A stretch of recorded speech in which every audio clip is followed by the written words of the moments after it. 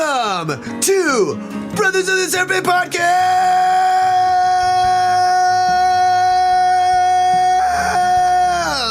That's right, ladies and gentlemen, boys and girls, angels and demons and monsters and serpents.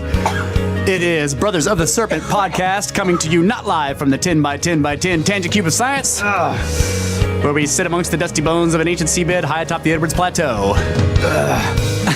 How you doing there, man? That was a great intro there, man. Oh, thank you. I think you have to keep that one. So, on this episode, which is episode 3030, our 3030. 3030. 030. Our podcast has officially become a millennial. It's 30 years old.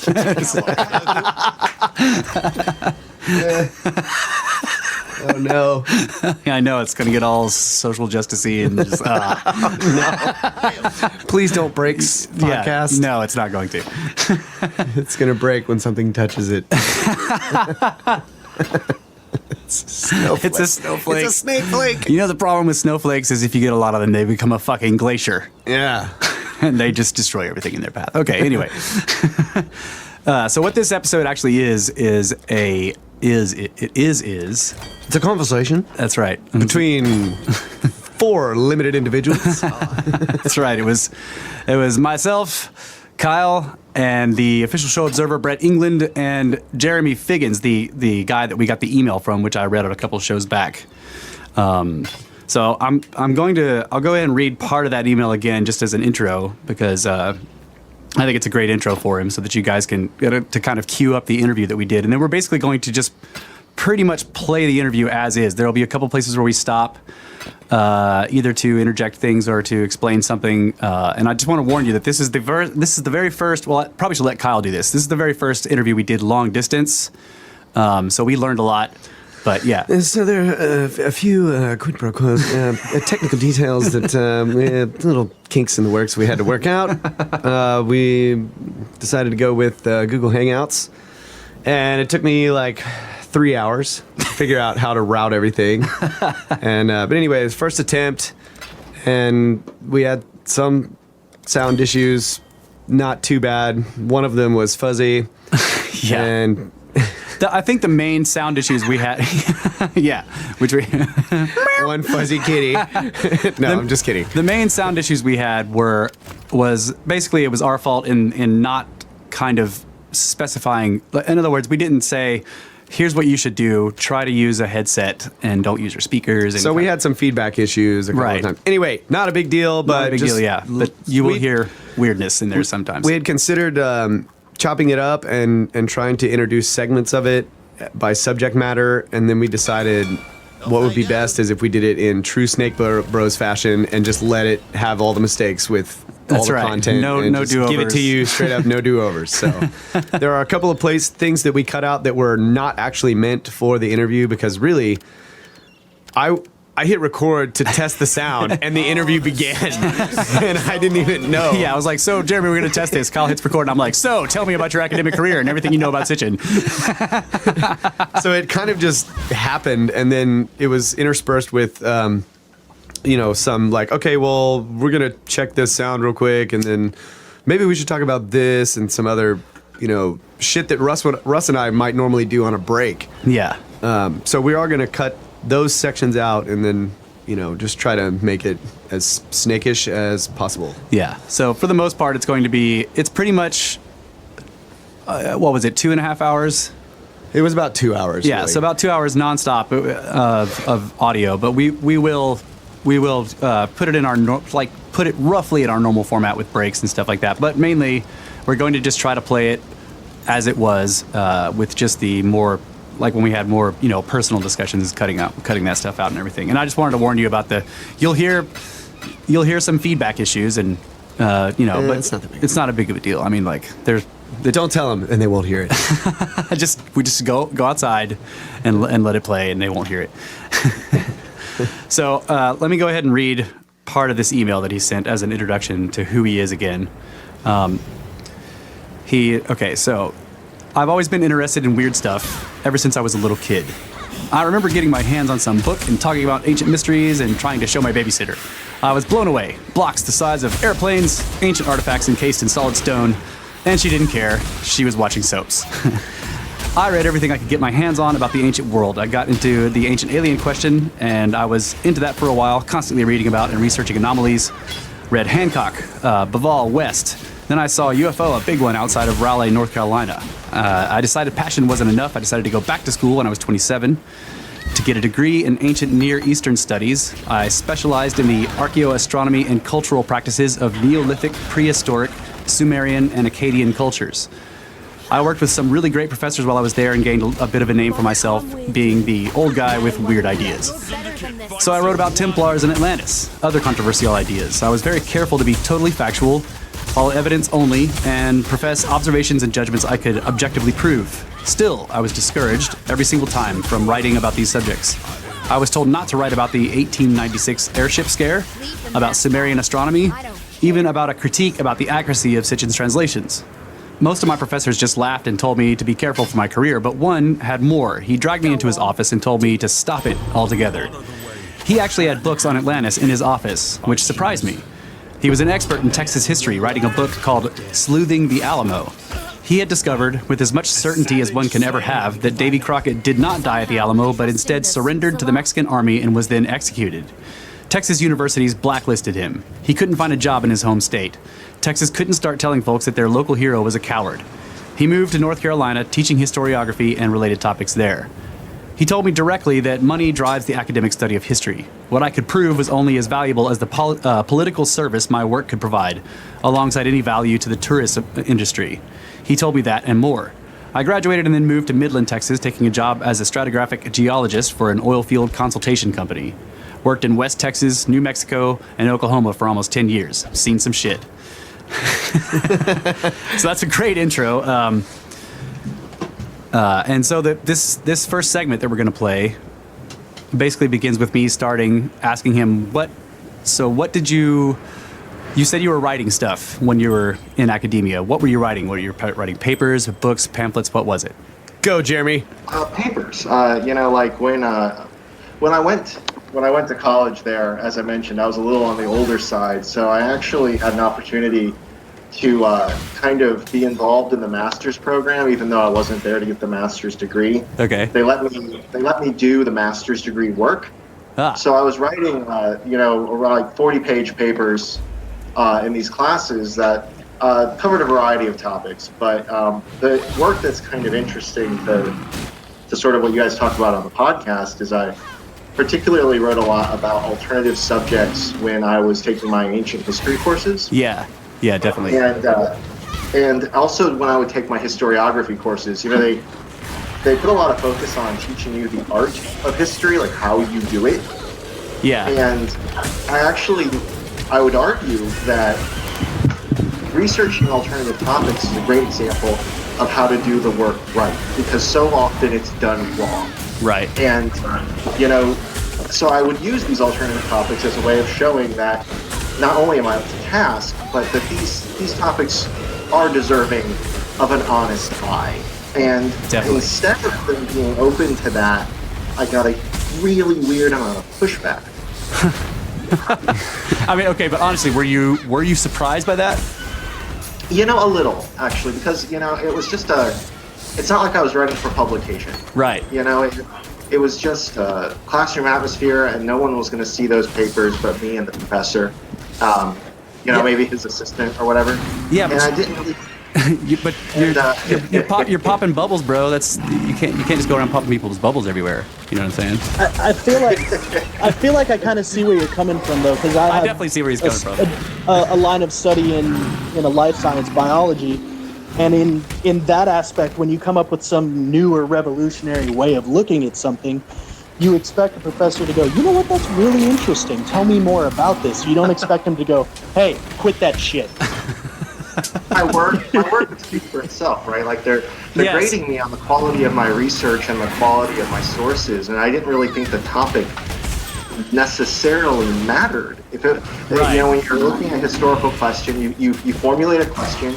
It's just like, it's, you know, the way they teach you how to do science. You know, you formulate a question, and then you seek out an answer to that question, and you do it with as little bias as you can get away with. And right. then you provide like your discovery, whether, like, as an example, I wrote a paper about the Knights Templar that my hypothesis was that the premise was true. And by the end of the paper, I actually proved that the premise was false, and I was honest about that. Oh, nice. So I genuinely was surprised. Okay, so you were expecting them to grade you on methodology as opposed to subject. Right. Okay. Well, I mean, I felt like methodology ultimately was all that mattered, really. Yeah, because it's so much politics, really. I mean, like, academia is funded by governments, and so you just end up with. I mean, obviously, like, when I went to college, I didn't know this either, so I would have been blown away if somebody would have criticized my subject matter as opposed to methodology. So I totally understand where you're coming from. But it was about, like, my learning curve and kind of finding out really something I'd always been. I mean, I've always been into, like, fringy stuff, but I don't think I ever really understood how much money is tied into the narrative, the establishment narrative. Yeah. That it's not just about who's right and who's wrong, but you were talking about on the podcast, like, Egypt's tourism. Yes. And how that is essentially their entire economy, like, was built on that tourism. And you were 100% correct there. Like, and when you think about that, when you think about money, like, the best example I could think of is, what if they found out tomorrow that the pyramids were actually built by the Greeks, just as a random example. Yeah. And that the Greek government could therefore claim ownership right. of all of the tourist funds that come out. Demand repatriation. Exactly. Yeah. Because that's what Egypt wants to do to Germany. Germany's got the bust of Nefertiti. Right. And a bunch of other stuff. Yeah. And Egypt wants it back. And England has all that stuff in their museum too. Yeah. Right. Yep. So there's a lot of it doesn't really matter what's true. Yeah. Which is really, really frustrating, because they focus so hard, especially those first few years, teaching you that truth is important. Right. and then when you start getting into the real practice of it, you realize that truth is the least important thing. Right. Yeah. But if you try to confront them directly on it, they'll completely deny it, and they'll claim that they're pushing truth, you know, and that you just dove off some fringy craziness that it's so far away from true, and we know this because of all kinds of a priori bullshit or whatever. But yeah, and that's where it got like weird and kind of paranoid. Is that, like, when I would meet with them in the class about these papers, you know, they would just kind of tell me it's bad for your academic career. Right. You know, but then when I would meet with them in private during office hours, they would be like, you really can't do this. Yeah. Like, you're never ever going to get a job, like, if you keep doing this. Right. And you know, and it was a lot more dramatic, but also conversely, almost every professor that I spoke to about these sorts of topics was actually really open to them behind closed doors. Oh yeah. So yeah, that's really frustrating. I've heard that from so many people on so many different topics, like how physicists are totally willing to talk about stuff that they would never even come close to talking about in any kind of public fashion. You know, all of them, the biologists, anybody, any scientist you can think of, they're all willing to discuss, you know, anything in behind closed doors if they think it's not on the record. But man, there's this public narrative, and that's part of what to me makes it seem so sinister, is that it's definitely a public narrative. So the obvious next question becomes, like, where is it where is the impetus for this narrative coming from? Who defines the boundaries? Exactly. Like, why does this narrative even have to exist? Like, if giants were real, as an example of this, like, if there really were giants, like, kind of who cares? Like, you know, like why is that a big? Yeah, why is this such a big deal that we have to cover it up? Yeah, exactly. Like, you know, I've never heard it put that way, but that's awesome. Like, what does it matter? Like, who cares? Like, what is it hiding? What's it gonna? Big deal. Like, anyway, sorry, go ahead. Yeah. Well, yeah, just like we talked about, like, what, last year we found out that the Alcubierre drive might actually work, and we might feel that, like, warp power. Right. Like, why is that? That's fine. Like, we can talk about that all day long. It's theoretical. But we gotta burn every damn giant skeleton we find. Right. But but okay. So you know about the anomalous like reactionless drive that NASA's been working on in their skunk works. Like we've talked about that a little bit. Yeah. Okay, so that one is being skirped all over the place because it's happening right now. Unlike the Albuquerque drive, which is a sort of a conceptual thing, is not physical. Isn't. If somebody came out right now and was like, I built one of those Albuquerque drives and right now we can warp, you would see the same reaction. But since it's sort of conceptual in the future, whatever, it's less threatening. But why is that less threatening than just the very idea of giants? Because you just mentioned, I know. yeah, it is. Something. Yeah. I've read a lot about this. This anti-gravity thing blows my mind. I did a deep dive into that, like 2 months ago. I swallowed every piece of anti-gravity data I could get my hands on. That fascinated the crap out of me. I read a lot of the, I'm trying to remember that guy's name, the guy who used to write for Jane's. He wrote a really fascinating book about anti-gravity. British guy. Who wrote for what? For Jane's, that the military, like, oh man, that military, what's it called? It's like a quarterly, and it's like Jane's. I'm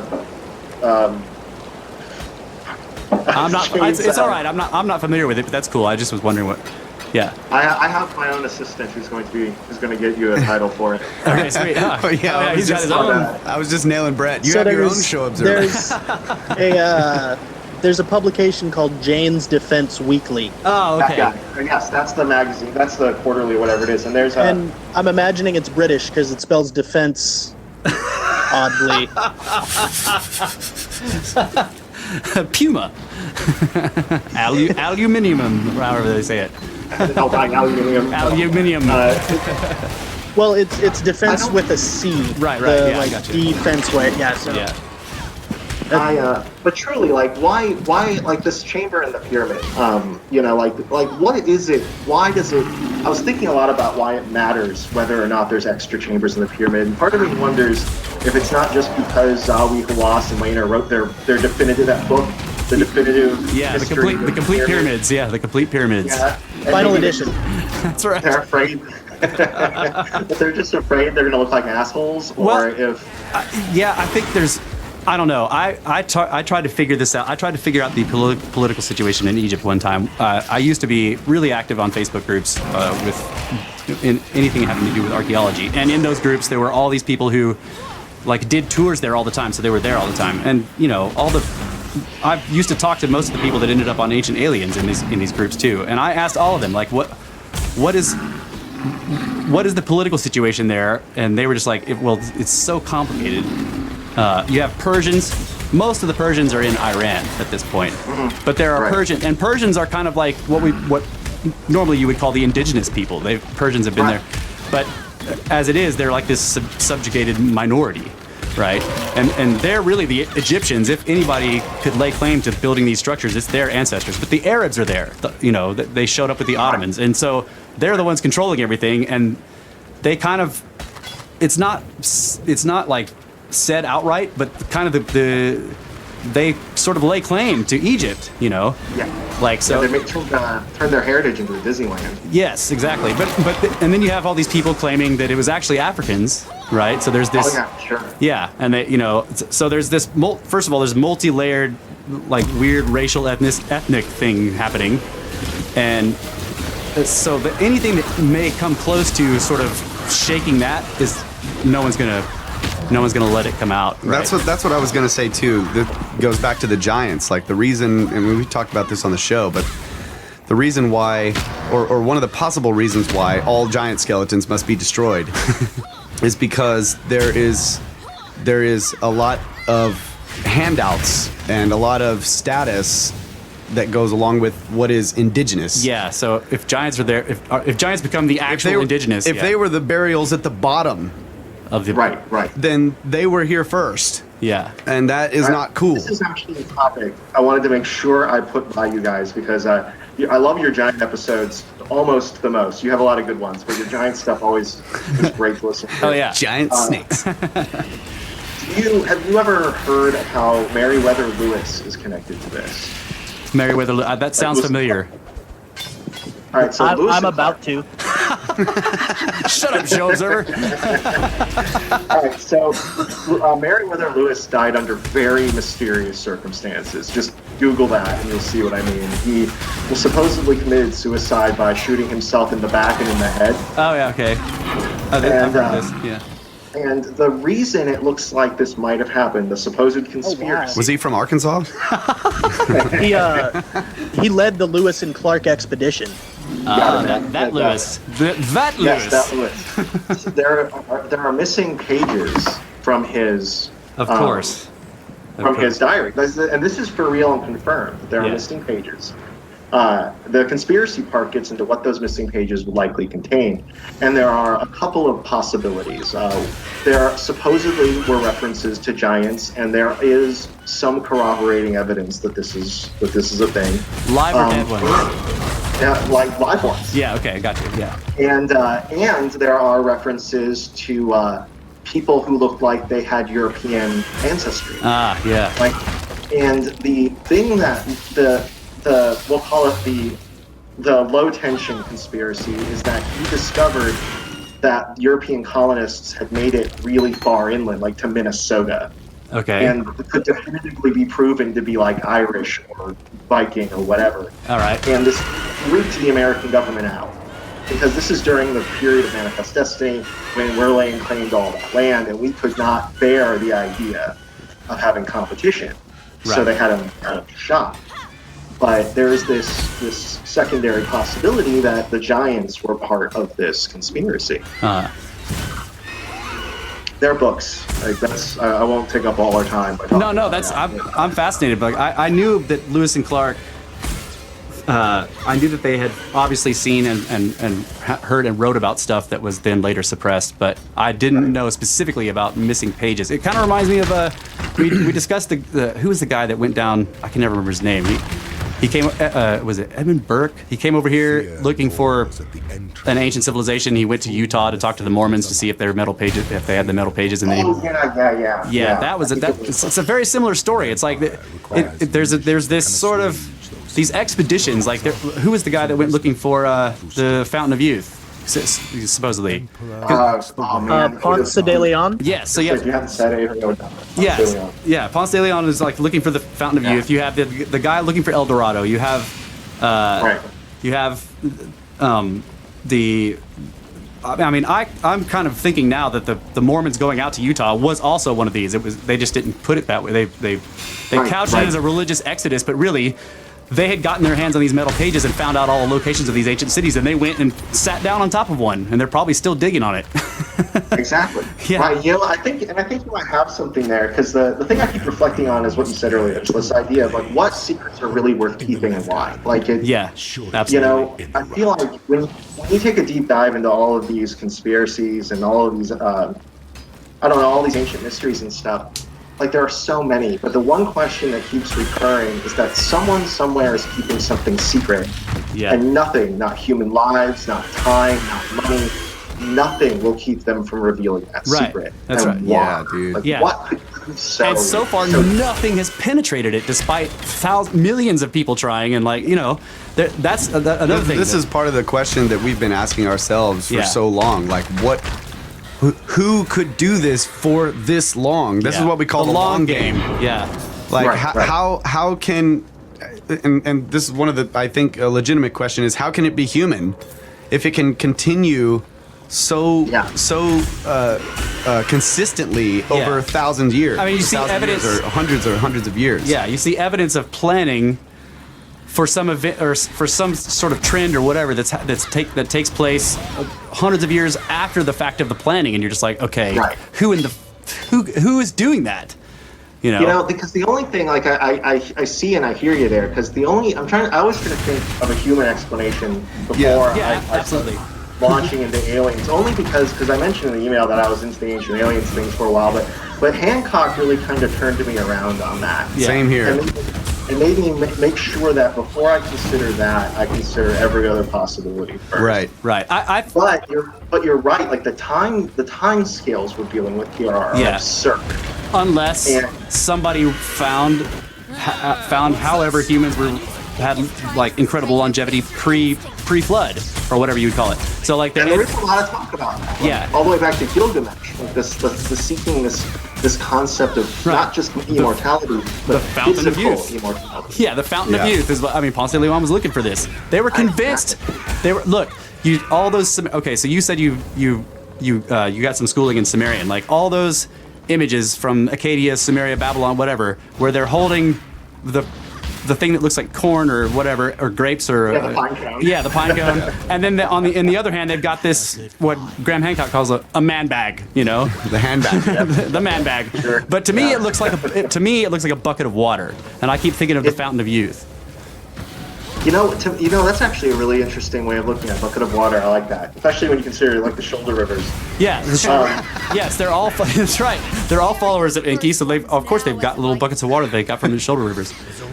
When I look at it, I'm reminded of my wife and I have been watching a lot of Star Trek: Next Generation. Okay, yeah, we used to watch that. And the doctor in that carries around this little medical suitcase. Yeah. And it bears like a superficial resemblance to this. Like Oh, yeah. And it makes me wonder, like, maybe it's not a thing into itself. Maybe it is a container of something else. Right. Like Hancock, what he thinks it basically is the drug paraphernalia. Right. He's like their stash. Yeah. So the pine cone is the tricorder. Yeah. Right. Yeah. You gotta have a pine cone, a man bag, and a daisy watch. Oh yeah, the daisy watches. That's right. You gotta have a daisy watch. All right, that was the end of the first part of our interview with Jeremy. That's right. And we're going to take us a little snake break That's right. as we change subjects in the previous interview. That's right. Because we're just smooth flowing this whole fucking shit. That's right. It's a smooth flow from one subject to the next. That's right. Very snake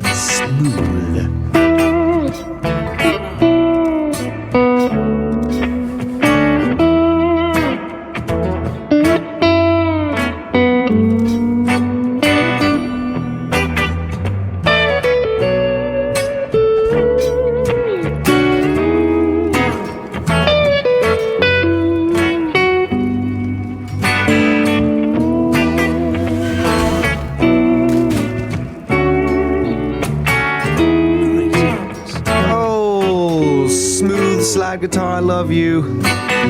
Welcome back, Brothers of the Serpent podcast. Our first interview, not live, with Jeremy Figgins. And here from the 10x10x10 Tangent Cube of Science and across the internet to many other places on the planet. Especially Russia. What's up, Russians? What's up, dude? Party in Ukraine! So this next part of the interview, we're kind of talking about UFOs, and I basically tell Jeremy, go ahead. Go ahead. I used to be really into the UFO thing, right? Like, I still am to a degree. Yeah. But what always ultimately frustrated me about the UFO question is that it was always a question. Like, Right. it's been around for 50 years or more, like 153, 2,000 years maybe Yeah. even. Doesn't that- And everyone just keeps asking the same damn questions, Yeah. and no one's trying to hold anyone accountable or shoot one down or Yeah. punch an alien in the head when they see one. Like, nobody's trying to. Like, So, how long are we just going to be? Like, Yeah, frustrates the to hell out me, of to me, Like, the fact that the same questions have been asked for centuries, that implies that the wrong questions are being asked.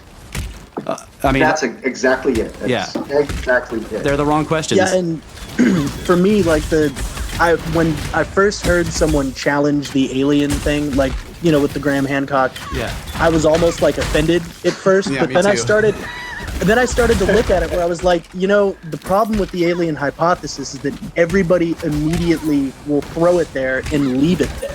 Right. yes. It's a Like, way oh, of well, pushing the can down the road. Yeah. Yeah, it's essentially the same thing that we bitch about the standard model doing with, like, oh yeah, cause evolution. Right. Done.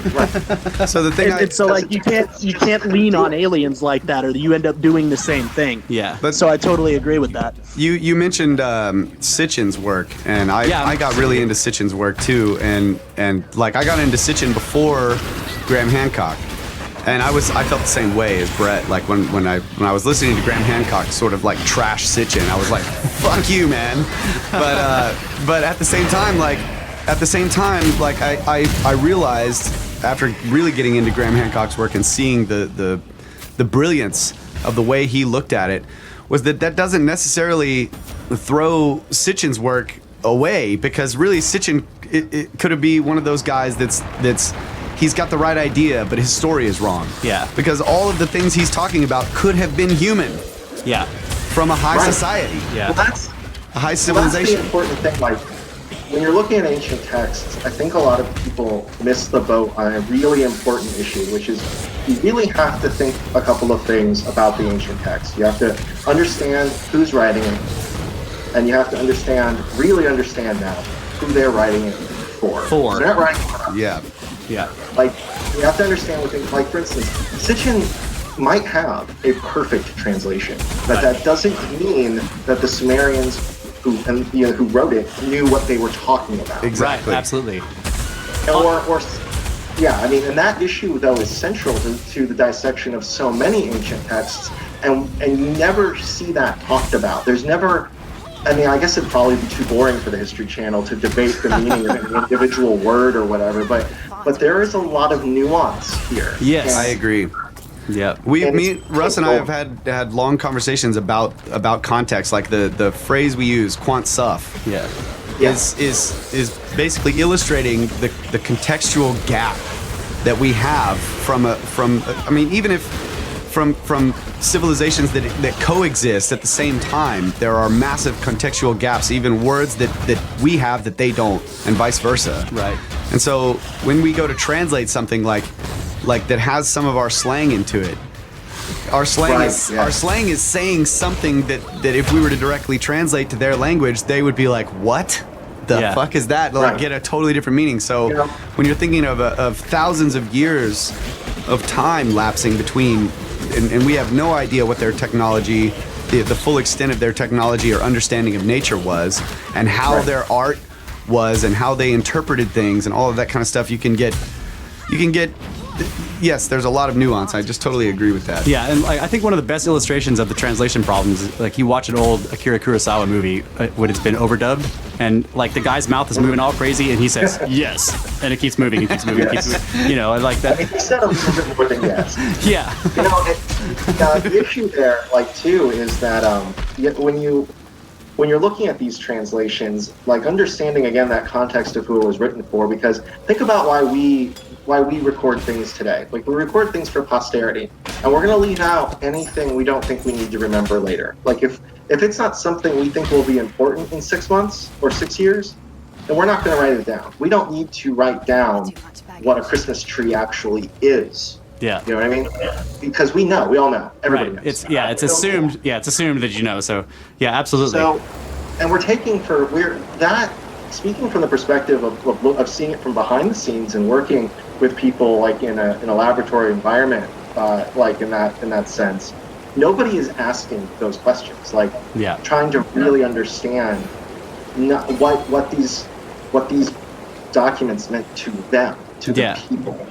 We had the Osiris problem with Egypt specifically. This comes to mind. The Osiris problem. They kept seeing references to him everywhere, but it was obvious from the text that the people writing the text assumed that you knew the Osiris story. They didn't have to tell it to you, and so it took them a long time to finally find the actual and sort of piece together the whole idea. And it's still maybe completely wrong, because it's when you dive down into a bunch of this stuff, you find out that they had no grounds for saying things that they said or assuming things they assumed. Yeah. Right.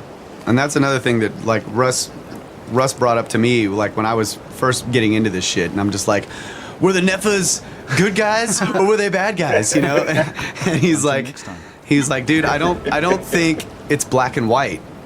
It's not black and white, so we can't just say, well, it was aliens or it wasn't. Right.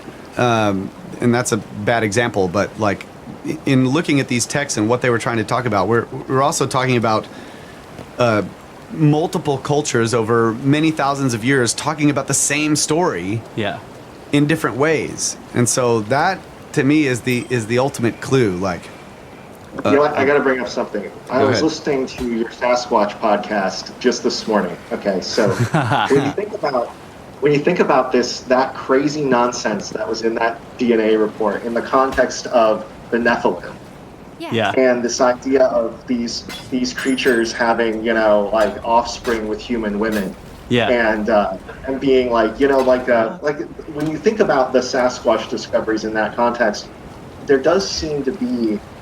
Oh, I think I remember from an earlier podcast you postulating that human beings are not uniquely indigenous to Earth. Absolutely, yeah. And you can kind of see there are puzzle pieces suggesting this. It's, right. We haven't actually proved in any discernible way that life even can exist off of Earth. So I hate making leaps. But, well, hold on. Don't forget about the space plankton. Oh, the space plankton. Yeah, that's true. Yeah, they've just come out with more reports of that. Like they're finding it all over the station. I Yeah, didn't see it. Space plankton. Charles Fort talks about it constantly. Charles Fort and Charles Fort I read his books really early on, and I've got a beautiful collected copy of the Book of the Dead, of the Book of the Damned. Yeah, there is some crazy shit in that book. Oh my God, I would read that thing cover to cover. Like I read it like 4 times. I loved, and the whole collection. Loved his work. Yeah, he's so crazy. Because it would be like these really like technically correct like pieces of research, and then these weird poetic like he was trippy, man. Like it was really crazy. Yeah. Oh man. He was the ultimate tangent author. Like you'd read him, he'd tell you about like a piece of hail that was the size of an elephant, and then he would start talking about how we were all owned by alien like farmers. And then, oh my God. Yeah, it's just like craziness. He must have been writing in a cube. Yeah, he wrote in. I've never read about him because there's this weird thing that has always bothered me about him, which is that according to his biography, he burned a bunch of notes that he never published. Have you ever heard about this? Yeah, that sucks. Yeah. It blows my mind what he would have burned. Like what right, of all the things. What was so crazy that Fort burned it? Yeah, that's yeah. Well, I mean, but the burning of controversial texts is just like that's always driven me nuts. Like Alexandria and every other thing, all the enormous fires of the Mayan stuff. It's like it looks to me, and we've talked about the this. Iraqi Museum just recently, right? Like during the Iraq War, the looting of the Iraqi Museum. Yep. Yeah, old Zahi was selling that shit off real fast anyway. Oh God, I hate that guy. Man. Since this is not going to end up on the podcast, I have just got to tell you, I have hated that guy since I was a teenager. I recognize that Zahi Hawass was a piece of garbage. He's just a dumpster fire of a human being. Yes. Even if it was going to end up on the podcast, that's totally cool. Yeah, we totally said that. Russ pretty much spent 15 minutes saying "fuck that guy" over and over again. That guy is the evidence of the conspiracy. The fact that guy isn't in prison right now and is instead somehow. How does he have like a Vimana parked in his garage or something? Right. I really think it comes back to the fact that Egypt's hurting for money, and he has the ARE behind him, and there are some very wealthy individuals in that. You got to be right.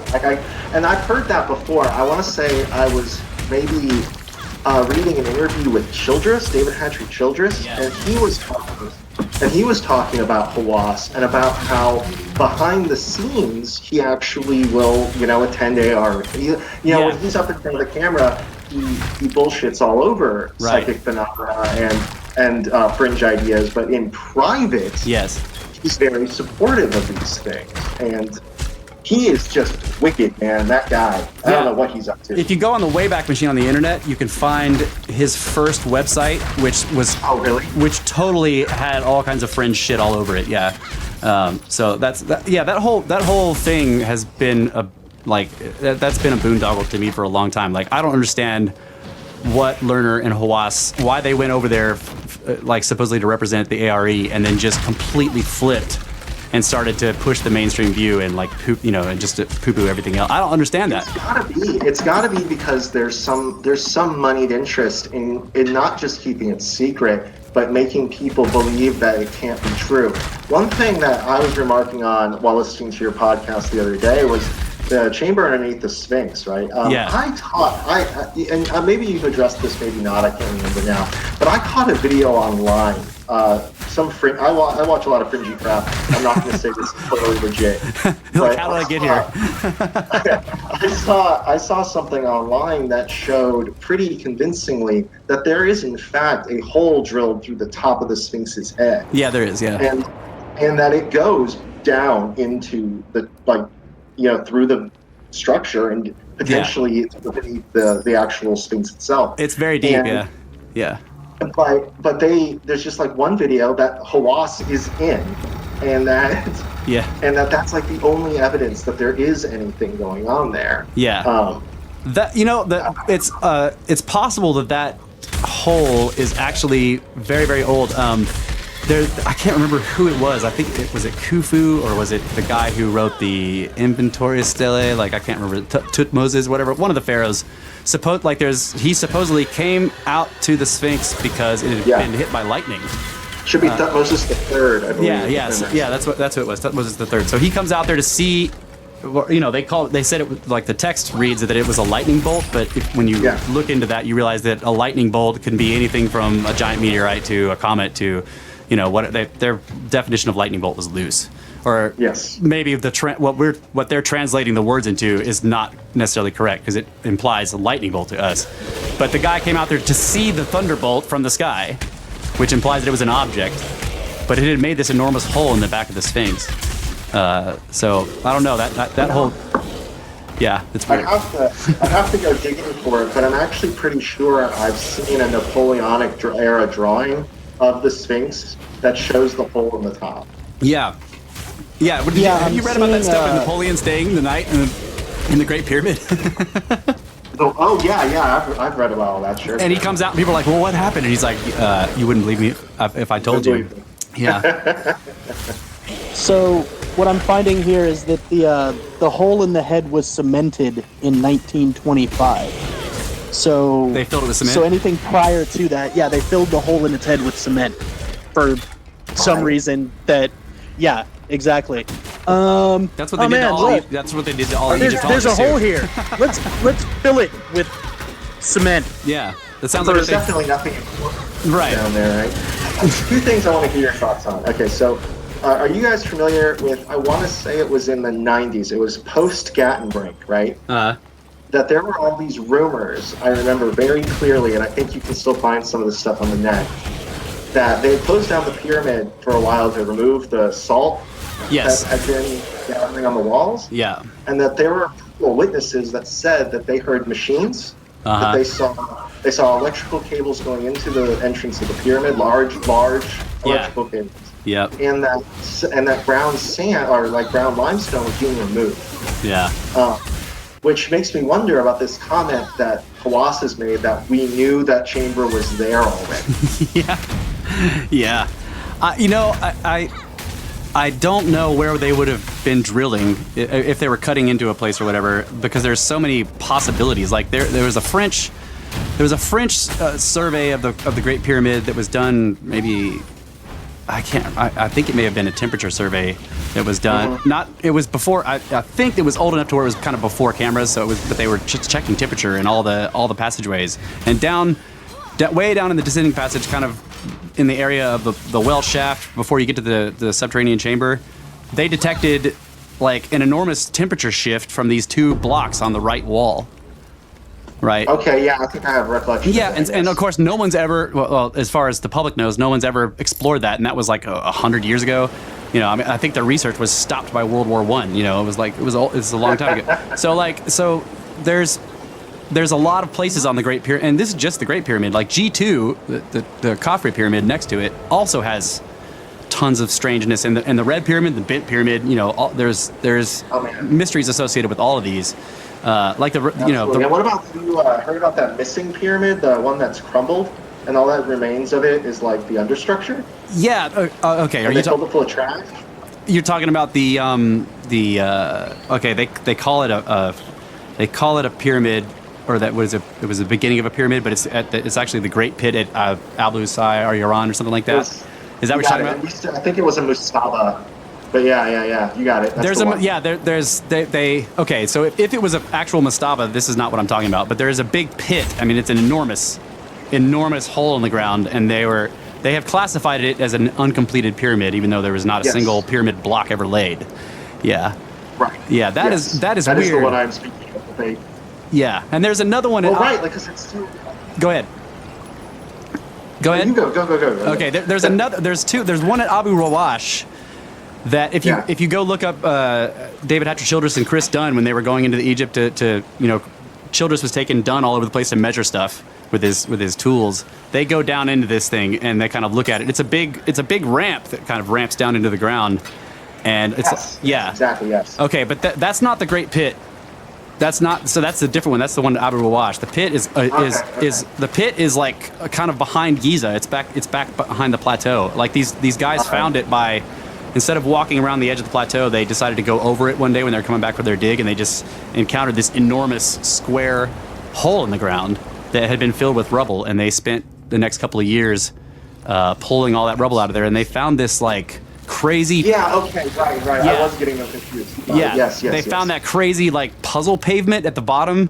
It was like puzzle pavement. Yeah. They got down to the bottom. There's this stairwell, and then at the bottom there's like it looks like a granite walkway that kind of goes and then turns 90 degrees and goes into the middle of this courtyard looking thing. And you're at this point you're down 40 meters. Like there's 40 meters straight up walls like of limestone next to you because that's how deep it's cut in. The rest of the pavement in the courtyard is limestone surrounding the granite, but the way that they've been interlocked with each other, it took a month just to get the first block out of there because it was like this puzzle.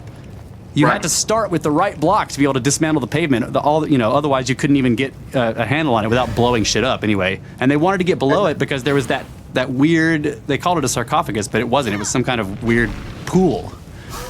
That you was, know what? Yeah. Oh, yeah. Yes. Yeah.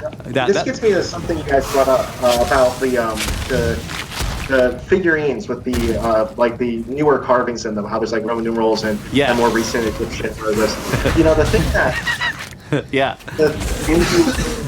one thing that I've noticed that people kind of fail to bring up when it comes to the Mesoamerican architecture or the Egyptian architecture or even like the Sumerian stuff or Baalbek or any of it is that when if you're going to carve something out of diorite, like if you're going to do that, especially like a children's toy or a little dolly figurine, there's only one reason to do it. There's just one, and that reason is it's easy. That's right. Yes. So that's really. I mean, I have to say I might be the only person in the world that knows it well enough. But your Christopher Dunn impression, Kyle's Christopher, made me physically laugh while I was at work. Hell yeah, dude! I had this full laughter in my cubicle, real hard. It was so dead on. Fantastically done, bro. All right, thank you, man. I mean, I don't know if his theories about the pyramid are worth a damn. Yeah. But his concept, his understanding of the necessary technology to create these artifacts is stellar. And the absolutely. fact that he's ignored is a crime. Yeah. Because his expertise is very clear. And it makes the whole thing look bonkers. Yeah. Yeah, I've flipped out about this. Like, why do these archaeologists and Egyptologists not consult the proper experts? They don't know anything about construction. I can talk to you a little bit about that. Okay, yeah. So one thing, I actually participated in an archaeological lab while I was in college. Okay. And, but I worked as a geologist later. Like I got my degree in 2007, and that's right when the housing market crashed, and I couldn't get a job to save my life. Oh shit. So I was able to use my archaeological training to segue into becoming an oil field geologist. Nice. Yeah, no, it took some marketing, but trust me, I've seen geology before. I've dug down through it to find bones. Yeah. but one of the things that when you're working as a geologist and you've got kind of that background, the questions I sometimes ask my professors were like, why don't we cooperate more? Yeah. And he didn't have a good answer, but he says that it's just we're exclusionary. Like they don't want to. It's very much like jurisdiction with cops. Like they don't want to lose their right to analyze the site and their right to have authority over that narrative. Right. Their bailiwick. Yeah. Yep. And I say that from like a very practical perspective. Like the guy I studied under was responsible for a dig in Jordan, and he at the time had discovered the earliest Christian church that was purpose-built as a church. And he was, that's the thing, I think he's been undone now twice. It's no longer. But that's the thing, like, he was constantly struggling to maintain authority over his site. From like the government, from other historians, from you know, corporate interests. Like, he was constantly having to say, this is mine, it's no one else's, and justify that to people who gave him money. Yeah. So I feel like some of that comes back to this very on the ground problem of ownership over the story that the site tells. You know, and it's frustrating as that might be. I absolutely agree with that, but I don't know. To me, like, you can consult people without them taking over your company, right? There are there are consultation agencies. Like, you hire the agency, like, you're like, hey, we're having a human resources problem. Can you guys come over here and like interview a bunch of people and figure out what the fuck is going on and tell us what to do? And there's no danger there. Maybe it's because it's the private sector and everything is contractual and everybody understands this, but those companies come in and they interview all of your employees, and nobody is ever afraid that those consultants are trying to take over your company. You know what I mean? You know, I think you're right on. Like, if maybe that's the issue, is a lot of, at least in the cases that I can think of, is that they were always contacting fellow academics rather than consulting like within the private industry. Yeah. When I was a geologist, I worked for a consulting firm. Right. That's what I did. And you know, everybody just took our expertise on, you know, just out of hand. Like, they hired us, they assumed we were right. Yeah. And they'd sue us if we weren't. So right. So you got somebody like Chris Dunn, who is in the private industry. He operates a machine shop doing precision work. If somebody consulted him on some ancient artifacts about the precision, there would be no danger that Chris Dunn was going to try to take over that site. You know, I think that you're right about if you're contacting academics, there is the danger there that the academics are going to like start pulling levers to try to take over the site. But in the private industry, that's not going to happen. But there's still a reason they don't do it, and that is because they know that the narrative will change if they consult the experts. Yeah. And maybe change kind of radically. Like, that's. Yes. And I wonder if some of the problem we're seeing today is that it would change so much. Like, I think they've got lies on top of lies on top. You were talking in one of your episodes about how if you're building a pyramid and you're off by a micromillimeter, about how that will translate into, by the time you're done, it won't even be a pyramid anymore. Yeah, you'll have a fucked up corkscrew. That's right. Yeah. Well, I wonder if our narrative of ancient history is not a fucked up corkscrew. Oh, absolutely. Like, we've been lying to ourselves about everything since practically day one. One of the things that I can rant about all night would be the idea of progress. Yeah. Like, this idea, because this is definitely part of the paradigm I was taught, and I had already read Hancock and already exposed myself before I entered the college atmosphere. Yeah. And they, from day one, are telling you that this is the pinnacle, right? Right. The linear development model. Yeah. Yeah. And that everything, and you have to use language that suggests that people before us were primitive. Yep. And you still see that today, like in very casual conversation, this concept that we were savages, butt flaps, you know? Yeah, like absolutely. We were idiots for 10,000 years. Yeah. And only in the last few hundred have we gotten our shit together, which is just incredibly nuts. Yeah, it's and like, and you see, and there's this, it's kind of, I don't know, I see a bunch of things converging with that. You got the Church of Atheism, for one thing. Yeah. They massively push this, and they try to say, you know, they claim like atheism is like the peak. It is the non-belief. So like an atheist. Yeah, just like every other religion. Right. That's not true, right? Like, Yeah. Exactly. Atheists have as much. You can't prove or disprove God. So atheists are required to have as much faith in their belief as the most Catholic. Yeah, and I always tell them, you know, like right now the historical narrative is that there were anatomically and neurologically modern humans for 200,000 years, and supposedly, you know, we weren't doing anything for, I don't know, 180,000 of those years. There's no evidence of, and guess what? Yeah, and there was no concept of religion or burial practices, and so guess what? They were all atheists, and nobody went anywhere. For 180,000 years, we were all atheists, and nothing happened. So atheism is not a good. That's amazing. You know, in 180,000 years, there's enough time for us to have built, because it takes only 500 years to go from butt flaps to microwave ovens. Yeah. And we have had an opportunity to nuke ourselves to oblivion like 5 or 6 times over. Yeah. And totally be forgotten about and totally eliminated from the record. Right. And just, I mean, we can just. It's nuts to me. Yeah. I would like to go back to the idea of like why do these academics not want to bring in other people or have like Christopher Dunn, that whole conversation. I actually had a thought on that too. Whenever you're done. Yeah. While y'all were talking about it, I was thinking about my work, and it's whoa. Yeah. What's going on over there? Lots of noise, Brett. And wait. I heard that on my end, so I don't know. Oh, okay. Well, maybe I'm blaming Brett because I know you. Probably me. I was moving. Could have been Jeremy's fault. Yeah, just shut up, Jeremy. We're blaming it on Brett. That's my role on this podcast. That's to give information on demand and also take the hit on just about everything. Yeah. Although in episode 27 there really were lighters falling out of my pocket in the studio. Like that was totally me. I did do that. All right, now shut up, Brett. Kyle's talking. So I was just thinking about like in the construction field, and I'm sure, Jeremy, you've had you've been out and worked for private companies, and you've probably seen this too. But for me, being an independent contractor, when a client comes to me and says, "Hey, I need this done," well, I'm here doing a specific job. They need this other thing done, and I think, well, I can do that. Yeah. I've never done that, but I could do that. And so I would do it, and I might achieve it, and then whatever the cost was, they're like, okay, it's cool. And then I realized later, like, I probably should have hired a contractor to do that.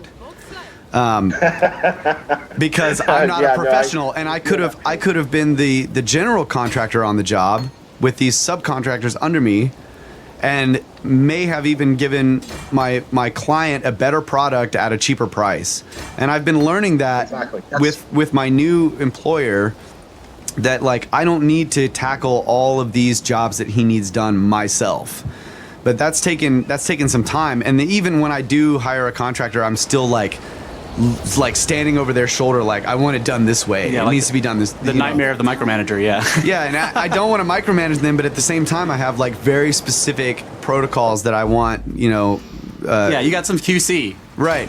So I'm the reason why I'm bringing this up is, and I've never been in the academic community, but I'm assuming that after someone goes through so much training, and they're being told, like, when they get that degree, like, and you are the professional now, that when they get on a job and they start, especially if they're talking about grant money, right? They get a grant, and they start doing a job, and then it comes down to like some aspect of that job. Well, they're like, well, I'm qualified.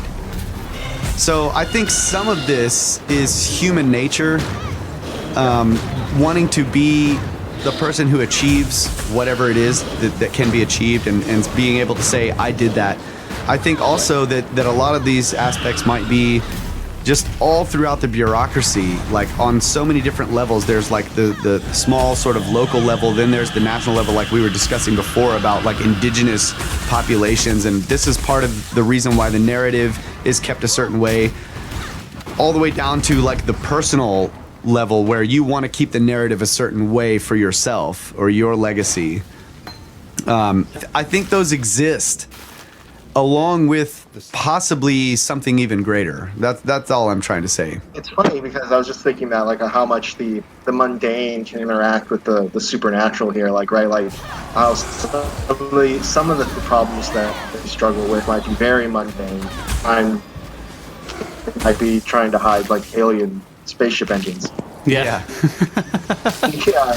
One of the things I can really relate to that you brought up was the red tape issue, because I do know about how archaeological sites operate, that for sure there would be lots of opportunities where you can do it yourself and there be no extra paperwork. That's right. Yeah. Or you can do a write-up and make a request for more money university, or contact your supervisor, or hey, did you go outside? I'm sorry to interrupt you, but did you go outside? No. Okay, we're hearing cars or something. Vehicles, but that is not from me. All right, Brett. I am. I can kill my mic. Yeah, I'm just smoking a cigarette outside. So death I'll just kill my mic until I go back in. Death to the mic. So I do not live on a highway.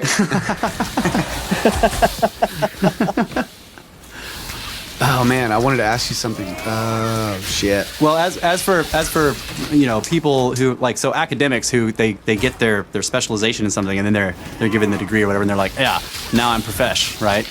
But then they feel qualified to tackle anything. Look at Neil deGrasse Tyson. He's doing it all the time. All the time he's going out there and talking about biology, about evolution. Yeah, that's the nature. He's a physicist. That's what physicists do, though. Once they're physicists, they think that they can pretty much do everything else. Yeah, and that's I'll tell you what broke my heart is when I found out that Bill Nye the Science Guy has a degree in engineering, a bachelor's degree in engineering. Did you find that out from Snake Bros? Well, it might have been. That's right. You guys did mention it. I can't remember if I knew it before or not, but that really just made me question. I never loved the guy. He was a little bit after my time. Yeah. But that really broke my paradigm on what kind of a person I thought he was. Oh yeah. Because, whether I agreed with him or not, I figured he was. I figured he was a professional. Yeah. You know what I mean? I didn't realize that he was just a TV personality. Yeah. That sucked. Or at the very least, at least his intentions were good. His heart was in the right place. Yeah. Hopefully. You've heard of that thing called the Road to Hell?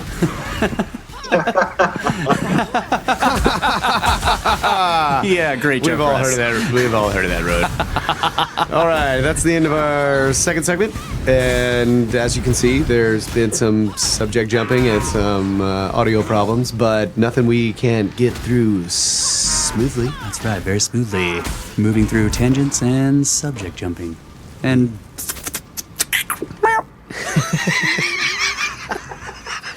What was that? I don't know. A snake! He does not live on a highway. All right, we're going to take another quick break, and we'll be back with more Interview with Mr. Figgins. and snakes. Smooth.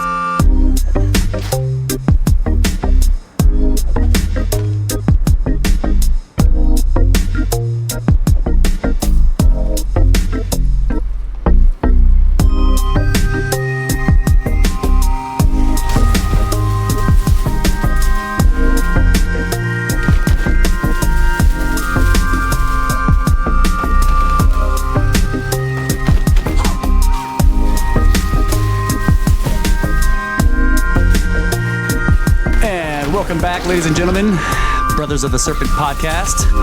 Half our pyramids tied behind our backs just to make it square.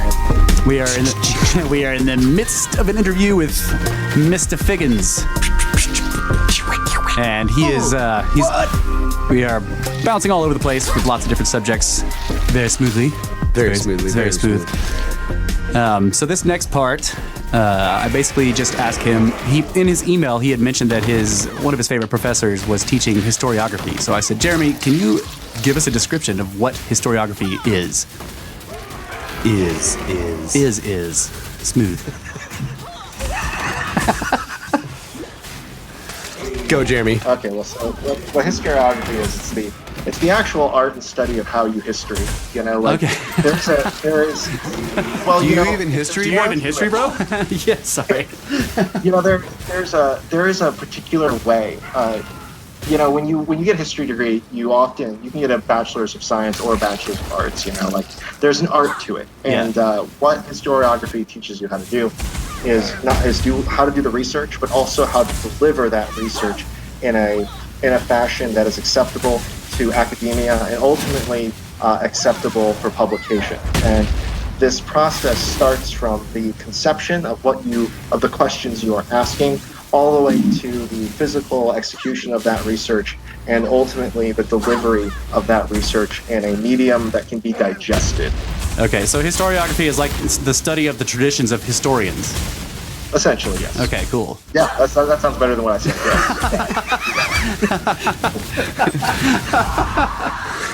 Yeah. Russ has a degree in brevity.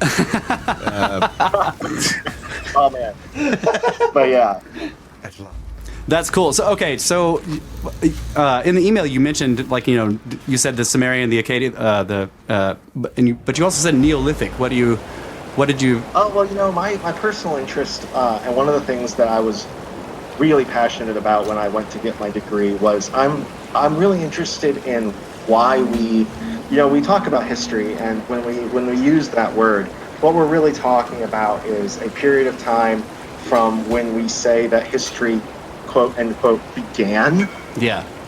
Now. And this idea of when it began is really fascinating. Right, like the historical period, yeah.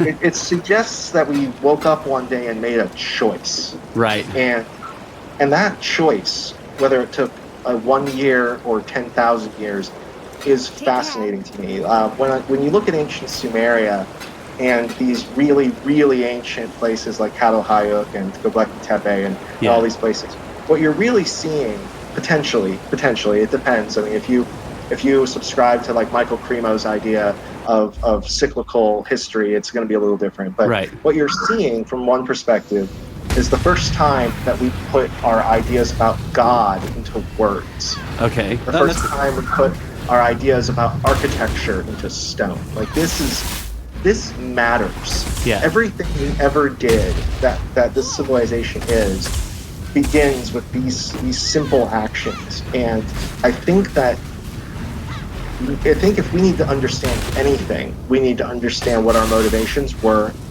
and what that says about what we are as creatures. So I like to look at that period, the Neolithic period, just before we began civilization and just after, and trying to really bridge that gap. Are you familiar with damn, I just blanked on his name. Shit. Gordon White. You familiar with Gordon White? It sounds like he wrote spin me some more. Starships. He just wrote the book Star.Ships. He's a chaos magician. No. Okay, so that sounds familiar. Dude, yeah, so if you get Gordon, you can get his book on get Starships on Kindle, dude. That's exactly what he's looking at, and he comes from the perspective of he's a chaos magician. He's not he's not a hard scientist. He's not a machine shop guy. He's not an architect. Well, I think he did work for an architect firm for a while, but really he's like he worked in the professional and business world for a long time, but he's a chaos magician at heart. That's what he likes to do. He goes out and interacts with the realm of the spirit. It's fascinating. Yeah. Okay, but he also, since he was a little kid, has had this fascination with exactly what you're talking about, the beginnings of the humans. He talks about it in terms of like when did we start being us, right? So his suggestion, and I'm sure you've heard the theories that people put out, like Terrence McKenna would talk about the stoned ape, right? We first became us when we ate shrooms, and then we had crazy visions. Yeah. Okay, so Gordon White's theory that he puts forth in Starships is sort of a more complex, upgraded version of that. He suggests that and this also merges the ancient aliens theory in too, because he says they're aliens, but we would call them spirits. And at some point in the distant past, they made contact with the human race. And that is the beginning of us being us. They the contact with the spirit realm, that some other intelligence that is non-physical or maybe it's physical where it is, but it doesn't matter. It made contact with us somehow. Like our consciousness through the psyche or something. Yes, purely through the psyche. This is the beginning of cave art. So you see, all of a sudden, all over the world, in all these disparate places, humans are like diving down into caves and going nuts, just painting amazing, beautiful shit all over the walls of these caves. And it's 40,000, 50,000 years ago. And who was it, Picasso that went down in one of them, and he was like, we have invented nothing. Like, he looked at their artwork down there, he's like, we have invented nothing. Like, these guys were doing everything that we modern artists thought we had invented 40,000 years ago. So Gordon White's theory is that it was the contact with the quote unquote other that jump-started the what we would consider the modern human mind, that then resulted in architecture and the ability to see the universe as a construct of intelligence, and this is why they sort of did animism, right, where everything has a spirit and thus some kind of agency, right? Like, so he has on his podcast, he has fascinating discussions with people about the agency of plants, where they discuss like the idea of animism, that any plant species actually has a spirit behind it And so if you have like quote unquote invasive species growing somewhere in a place where it's never grown before, it's there because it wants to be, right? Like I don't know, it's fascinating, but yeah, I'm actually, that really jives with what I'm also fascinated with animism because there's a lot to talk about with that. It is a fascinating topic, and I do think, particularly because it's usually considered our earliest form of religion. Yeah. And I've read about this concept that animals experience animism. Yes. That from the perspective of someone who is purely animist, that what we think of as religion is we put ourselves between us and the spirit. But a true animist sees everything as spirit and takes that for granted. There is no consideration. There's no attempt to understand it. It is understood by nature. Right. It is experienced more than it is understood. Absolutely. And that we have put ourselves between that. Now, instead of experiencing it, we have to analyze it to experience it. All right, thank you very much, Jeremy. Back here, Brothers of the Serpent podcast. That's right, back here in the studio. Yeah, back in the studio. Skipping a little bit of problematic sound stuff. Non-smooth. Non-smooth stuff. We're taking it right out. That's right, smoothly taking non-smooth stuff right out. So, next question. I'm asking Jeremy about the ancient Sumerian texts and their translations, along with Sitchin's translations, which specifically he turns like their gods into like alien beings that came down from outer space and gave them all of their technology. And I wanted to ask his take on that. Yeah, so go, Jeremy. Sure. I don't really think Sitchin. I mean, I'm not going to talk like I think everything he wrote was correct, but one of the things you learn when you're deep in it is that nobody really knows. Yeah. Like how this. I mean, like the people who are telling you on television that say they know, they don't know. Yeah. They're just the authority.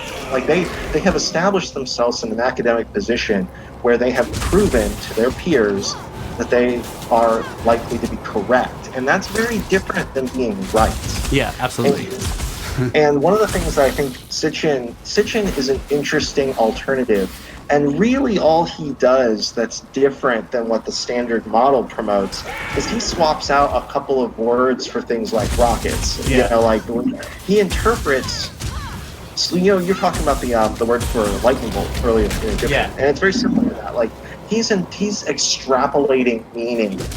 Yes. From what may have been a simpler form of terminology, but you can't know that, and as a result, Sitchin's work, while being unpopular in academia, is not as it stands on its own less correct, and that's just the reality. It's not a popular reality, and you're not going to hear people talk about it like it's a reality, but the supposed authorities, I mean, those languages are very difficult to interpret, partly because they're a lot more like emojis than they are like writing in the sense that we write it. Are you talking about the cuneiform text itself, like the stylus? Like the very original cuneiform text is almost similar to a pictogram. Yes. You know, like when you get down to the real nitty-gritty of it, they're representing kind of complicated concepts in a very simplified format. But what the advantage of that cuneiform is very similar to what we think of like digital technology today, is that just like an emoji, you can really put a lot of data into a single. You guys were talking about it on the podcast just recently, actually, with the Egyptian hieroglyphs, about how you can actually put a lot of data in these pictograms. Yes. Yeah. Without that is obvious to the people who you're writing it for. Right. That would not be obvious to us today. And because that's being discounted, most of the time when you see a standard translation of the cuneiform of any age, oldest to newest, you're seeing a very literal interpretation. Yeah. And that's bad. Like, that's bad for business. You know, like, you're not going to get an accurate depiction of the thoughts of these people or you know, the events that they're recording. You're just not. Right. Okay. All right. Let me ask you this: Sitchin in his book, or one of his books in the Earth Chronicles, he talked about his translations and how he had confirmed that the way he had translated the text was correct, and it was based on the colors and the appearance of two planets. I believe it was Neptune. It was two planets that we hadn't seen. We hadn't actually had pictures of yet. It was Uranus and Neptune. You know, and so we had a probe that was going by, and it went by Uranus, I believe, and he saw the images of it, and they matched. Yeah, blew his mind. Yeah. His translation of what they were talking about, and so then he predicted, and he actually publicized this, his prediction of what Neptune would look like based on the Sumerian texts.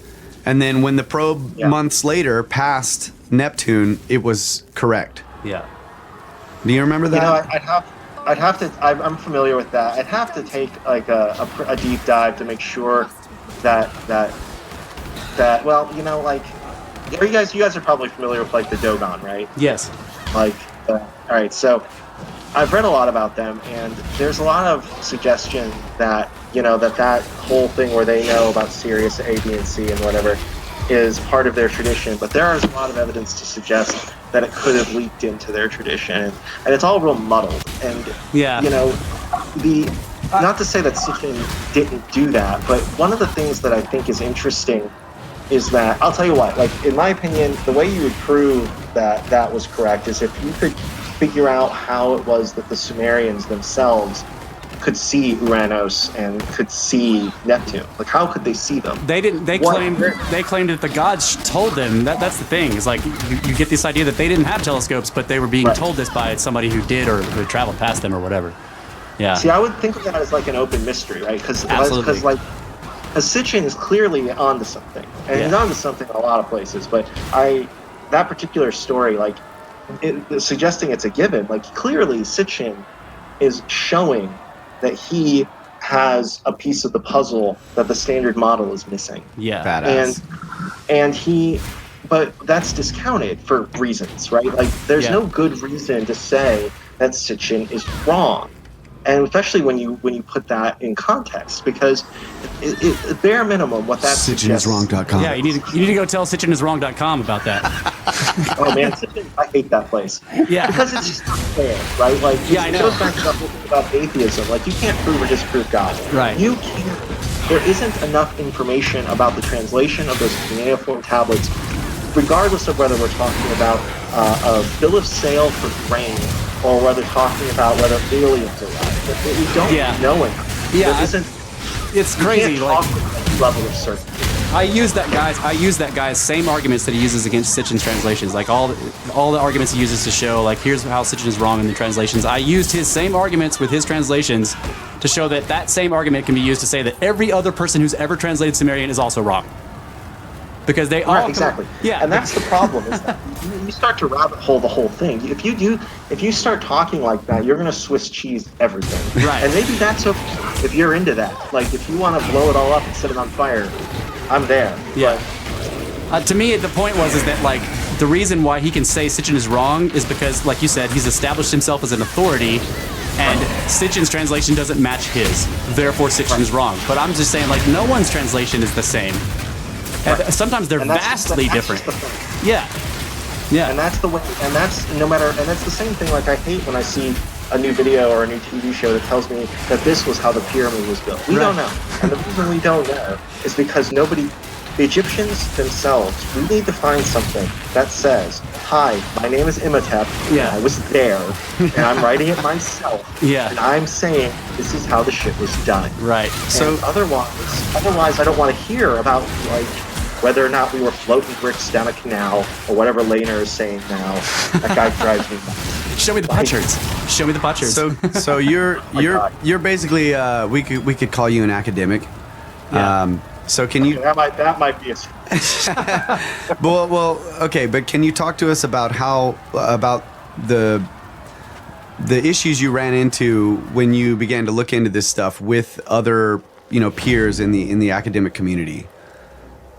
Yeah, I ran into it mostly when I started talking about Atlantis. I have always been really, it's a buzzword, right? These days, like you say that, and you might as well be saying, aliens or whatever. Like it sucks because it's as good a word as any, and it's very nice shorthand for what Graham Hancock likes to call the worldwide civilization. Yeah, the lost civilization. Yeah. Right, and it was tricky because I would walk, like when I would go up to my professors to have a research topic, and I would have a proposal written up, and as part of your proposal, you submit your sources and your intent. You know what I mean? Yeah. And I would have all that square, and you have to be able to gather primary sources or the best primary sources that you can gather, and you need to be able to submit that. And what you're being judged on is the quality of your sourcing, and the quality of your proposed method, right? Yes. And so to me, one of the things I've always hated is this idea that extraordinary claims require extraordinary evidence. Yeah. What's extraordinary? Yeah, it's totally the fact subjective. that I'm a living human being with a beating heart is extraordinary. Right. You know what I mean? Like, I don't like that. So, but I would do my genuine best. Like, I know what the standards I was being held to were, and I would rise to meet those standards. And I would still get rejected. In particular, I had a lot of fight about a Templar paper I was trying to write. I did eventually get permission to write that one. It was about whether or not the Knights Templar were present at the Battle of Bannockburn in Scotland. And there's a legend that says they were there, and I was just wanting to source that legend and decide whether or not it held any validity. And that I was able to get written, but I got a lot of pushback on that. I had a suggestion. I was doing a historiography course that was being taught by a professor from Texas, and that particular gentleman, I wanted to do the airship history because at the time, particularly, very little read. This was back in like 2000, and somewhere in the early 2000s, and there hadn't been a lot talked about, like really even on the fringe, about this separate from the UFO phenomena. And I definitely was of the mind that it was separate from the UFO phenomena, and I thought that it was worth taking a look at because the popular theory was that it was yellow journalism, and I didn't really think that held up. And knowing that it was written about in so many newspapers, I had no problem, I figured, getting primary sources or near to primary sources, depending on whether or not anyone was still alive from 1896. And I had all my ducks in a row. That got rejected out of hand. I asked my professor if I could rewrite the proposal with better sources and maybe, alter my arguments somewhat. And I did that, looking to instead talk about the impact on local society and kind of talk about it more from a mass hysteria perspective. And that still got rejected. And it became clear at that point that I was talking about unpopular things, and I kind of had a mouth on me back then and had no problem saying that I thought as much. That I very politely asked my professor if it was an issue because it was about UFOs, and he told me, well, yes. And so, but that didn't stop me. When I was taking a course on technology, the history of technology in ancient societies, I wanted to write about archaeoastronomy. And I wanted to particularly talk about how sites like popular sites, well-known sites like Stonehenge, and how other sites relate to the particular astronomical alignments that take place at Stonehenge, and talk a little bit about whether or not they're all kind of looking at the same thing or not. And if I could identify common traditions, particularly in the region. And I wanted to talk about some French sites. And that got rejected, and I thought that was really strange and I actually had to talk to my professor in private and explore. Like, she was of the mind that this was again in like 2005. Like, she was of the mind that archaeoastronomy was not proven, and I had to show her that this had been accepted by the establishment. That she was holding on to a line like a generation old, like that this had moved out of the fringe now. It's okay.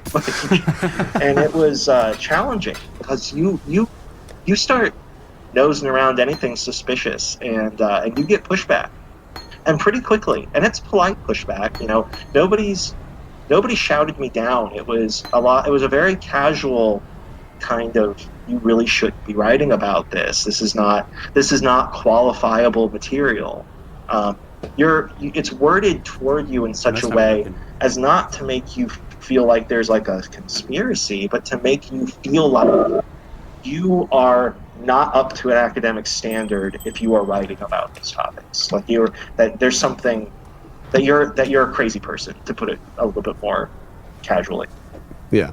Well, that's a very smooth way of putting it, Jeremy. Yeah, just to put it casually, that was a fantastic answer. Yeah, which we didn't have actual time to answer during the interview because we had some other crazy audio problems. But we cut out all that unsmooth stuff, and it's very smooth now. Yeah, so, and in the interview, we didn't get it, because of those problems, which we brought up, we didn't get a chance to thank him for that extremely badass answer, which is what I'm trying to do right now. Yeah. Jeremy, that was Thank you for that awesome. extremely badass answer. Yeah, that was exactly what we're looking for in this interview, so that was great. So we're just going to move right along with the next part of the interview, where, and I kind of teased this a little bit on the last episode, where Jeremy basically brings up something amazing about Plato's writings about Atlantis. All right. Well, there's one thing I wrote in my own notes. Like one thing I was really blown away by was the treatment of Plato. Yeah. When I was taking a course on ancient Mediterranean civilization, and I wanted very much to write about how the concept of Atlantis, but also how it was considered within ancient Greek civilization. I wanted to talk about Plato, and I wanted to talk about whether or not my in writing about Atlantis was to write about whether or not the ancient Greeks thought there was an Atlantis. Like that was something I wanted to. That's how I wanted my approach to be. Right, and in that dialogue, Crinius and who's the other guy's name? Crinius and Timaeus. Yeah, they both say, "Oh, you know, like, isn't there?" They ask the question, "Do you believe in these ancient destructions?" That's actually what I wanted to get at. Was that the question that's always asked is was Plato writing fiction? Was Plato writing an allegory? And I hate that question. I hate it so hard because this gets to the heart of the problem I had when I was when I was participating in academia, was this idea that we take what we want and we toss everything else out. Like, not a single damn word of what that Plato wrote is questioned, except this. Right. Like, and there's no reason why that's true. Like the King's List. Like they use it to define like the Egyptian pharaohs until it gets to where they're like, well, that can't be true, and they just decide the rest of it's bullshit. Yeah. That's exactly it. Like with Plato, like they specifically why did he write it? Plato tells you why he wrote it. Like, Plato, was it history or fiction? Plato tells you that it was a history. Yeah. And he tells you where he heard it from, and he tells you he tells you all of the answers to your questions. And I'll tell you what I wrote the paper partly on too was there's so much popular effort among historians to tell you that Atlantis was Santorini. Yes. Atlantis hold on a second. We're getting a lot of movement sounds. Is that you? Yeah, I apologize. My cat is having a... Oh, kitties! My cat is disrupting the laptop. That's cool. Yeah. It's all right. I just don't want to let it keep going because it was messing up your dialogue, and I want to hear it. So but it was really loud. So yeah, she is right here, and she's fussing. So the issue that I really wanted to get to the heart of was whether or not, I hate this idea that it's the Mediterranean. Yeah. Plato's stating of day that it is beyond the Straits of Gibraltar, it is beyond the Pillars of Hercules, and it is in the Atlantic. Yeah. And it gave me a revelation that I can't think of a single or really shined a light on how important a particular phrase it is in Plato's dialogue. And he says that to get to Atlantis, you sail out of the Straits of Gibraltar, out through the Pillars of Hercules. And this is the part that blew my hair back. And he says if you hit the continent on the other side, then you've gone too far. Yeah. Holy smoke. And he says it's a continent. I forget his exact wording. I'm paraphrasing, obviously, but he says it's a continent that stretches from north to south. Yeah. That it's the world continent or whatever he calls it. He calls it like, and that is describing with such casual reality. Yeah. North and South America. Yep. And that blows my hair back. Especially considering like the impact, the what is it, the impact hypothesis. Yeah, the younger dryas. Yeah, so at that time it would have been, the seas would have been lower, and literally South America would have had that bridge that went right into Antarctica, or at least a chain of islands. Yeah, that's it. And what's nuts about that too is the way he says it is not like it's this offhand. massive travelogue. He says it like, you know that place you're always hearing about, those continents where we get all the copper? Yeah. Like that place. Oh my God. Yeah. You know what I mean? It's like, he says it offhandedly, like, Did he mention where we get the copper, or did you just throw that in there? No, he didn't. I just did that. I was gonna say. Like the way he mentions it is like you can tell that he expects his readers to know about it. This is That's like it exactly. this is the Osiris story. Like situation. Like Atlantis is gone. Like he that's the thing. Like he's talking about Atlantis as a place that once existed, not out in the Atlantic, but between the Mediterranean and this other place. Yeah. And not very much light is ever shined on this casual mention. Right. That the other side of the world is known about. Yeah. And that's freaking long before Columbus. Like long before. Like this is crazy.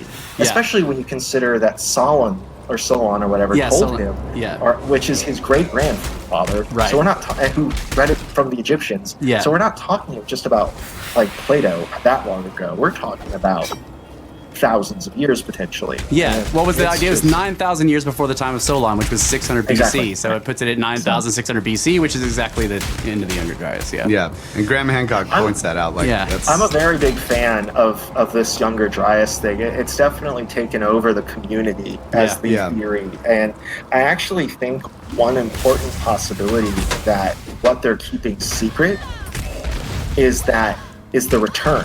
You know, the toroids. Torids. Yeah, the torids, of course. Like that. What the reason they're not telling anyone anything, and the reason they're destroying all these archaeological artifacts, and the reason they're bulldozing all these sites and all this stuff is happening, is because they don't want anyone to know we're going to get hit again. Right. And now, why? What do you think?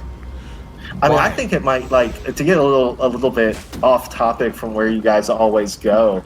I think it might be a little bit alternative 3. Like they're basically just stalling for time while they build their underground bases and whatever else they're doing. Breakaway civilization. Right. All that nonsense. I go back and forth on that stuff, but it's fascinating. But one thing I do think is that rich people in power are going to serve their own needs. Absolutely. And I don't think that's an unrealistic statement. No, and not at all. If they know that a giant damn comet is going to impact us within the next 100 years or less, then they're going to do what is best for them and theirs. No, Jeremy. The rich people in power care about us. Well, they sure do. I can't. They fucking care so much. Like you guys always say, I won't get political, but I can't wait. That's we lie about that every show.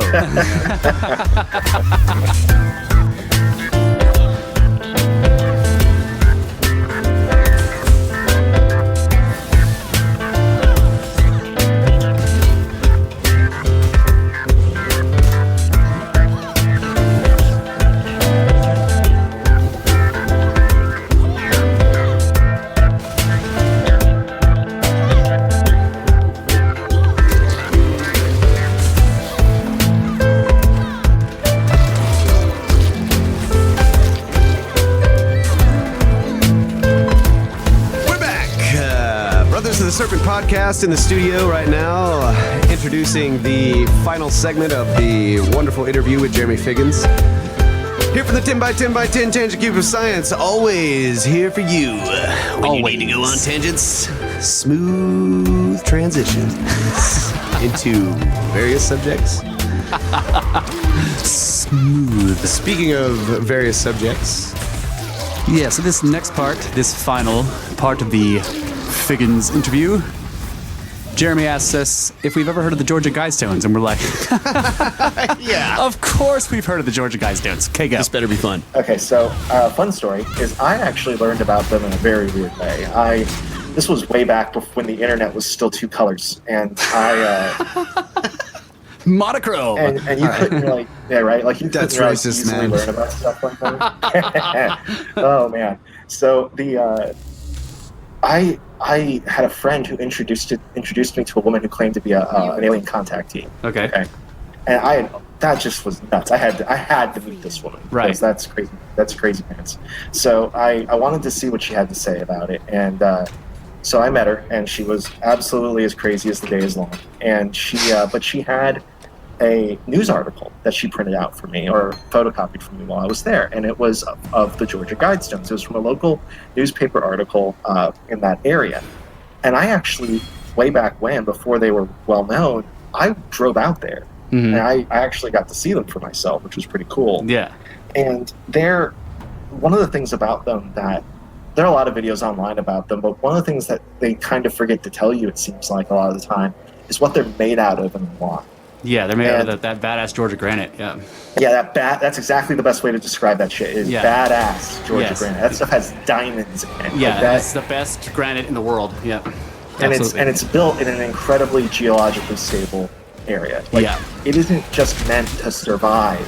It's meant to survive geophysical changes on a massive scale. Like it is, people are always worried about, like, paranoid about the depopulation. I don't think they're going to depopulate us, like, with a disease or anything like that. No, they're waiting for the cataclysm. I think that this is insurance. And I think that one of the reasons you see this push to AI, and again, this is fringy, but okay, I got you. I'm following you. Is that they're trying to eliminate the need for a labor class entirely. Right. Like, and because otherwise, what would be I'm down with that. Well, the big question I always come to with AI is why. Why would you?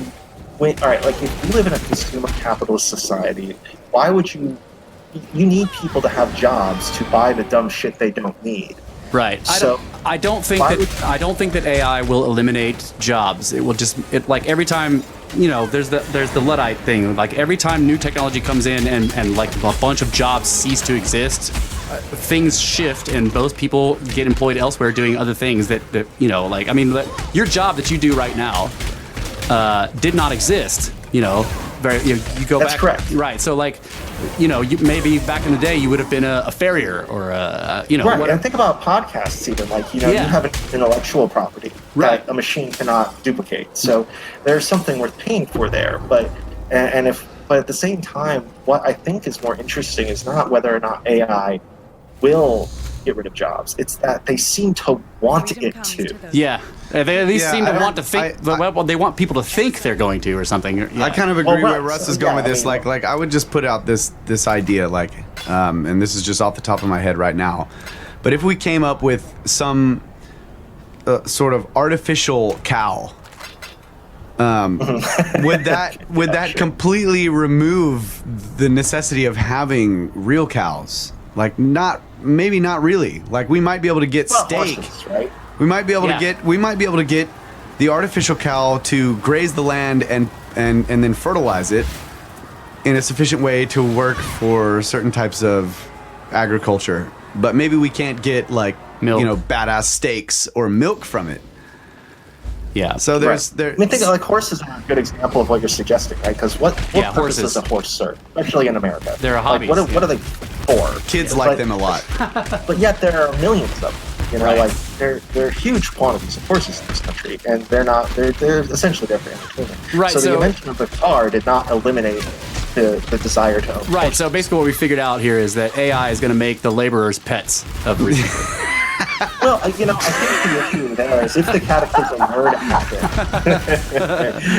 I mean, we're already pets. I mean, I think that's a full. Pets with long heads. Lots of long heads. Man. Oh my god.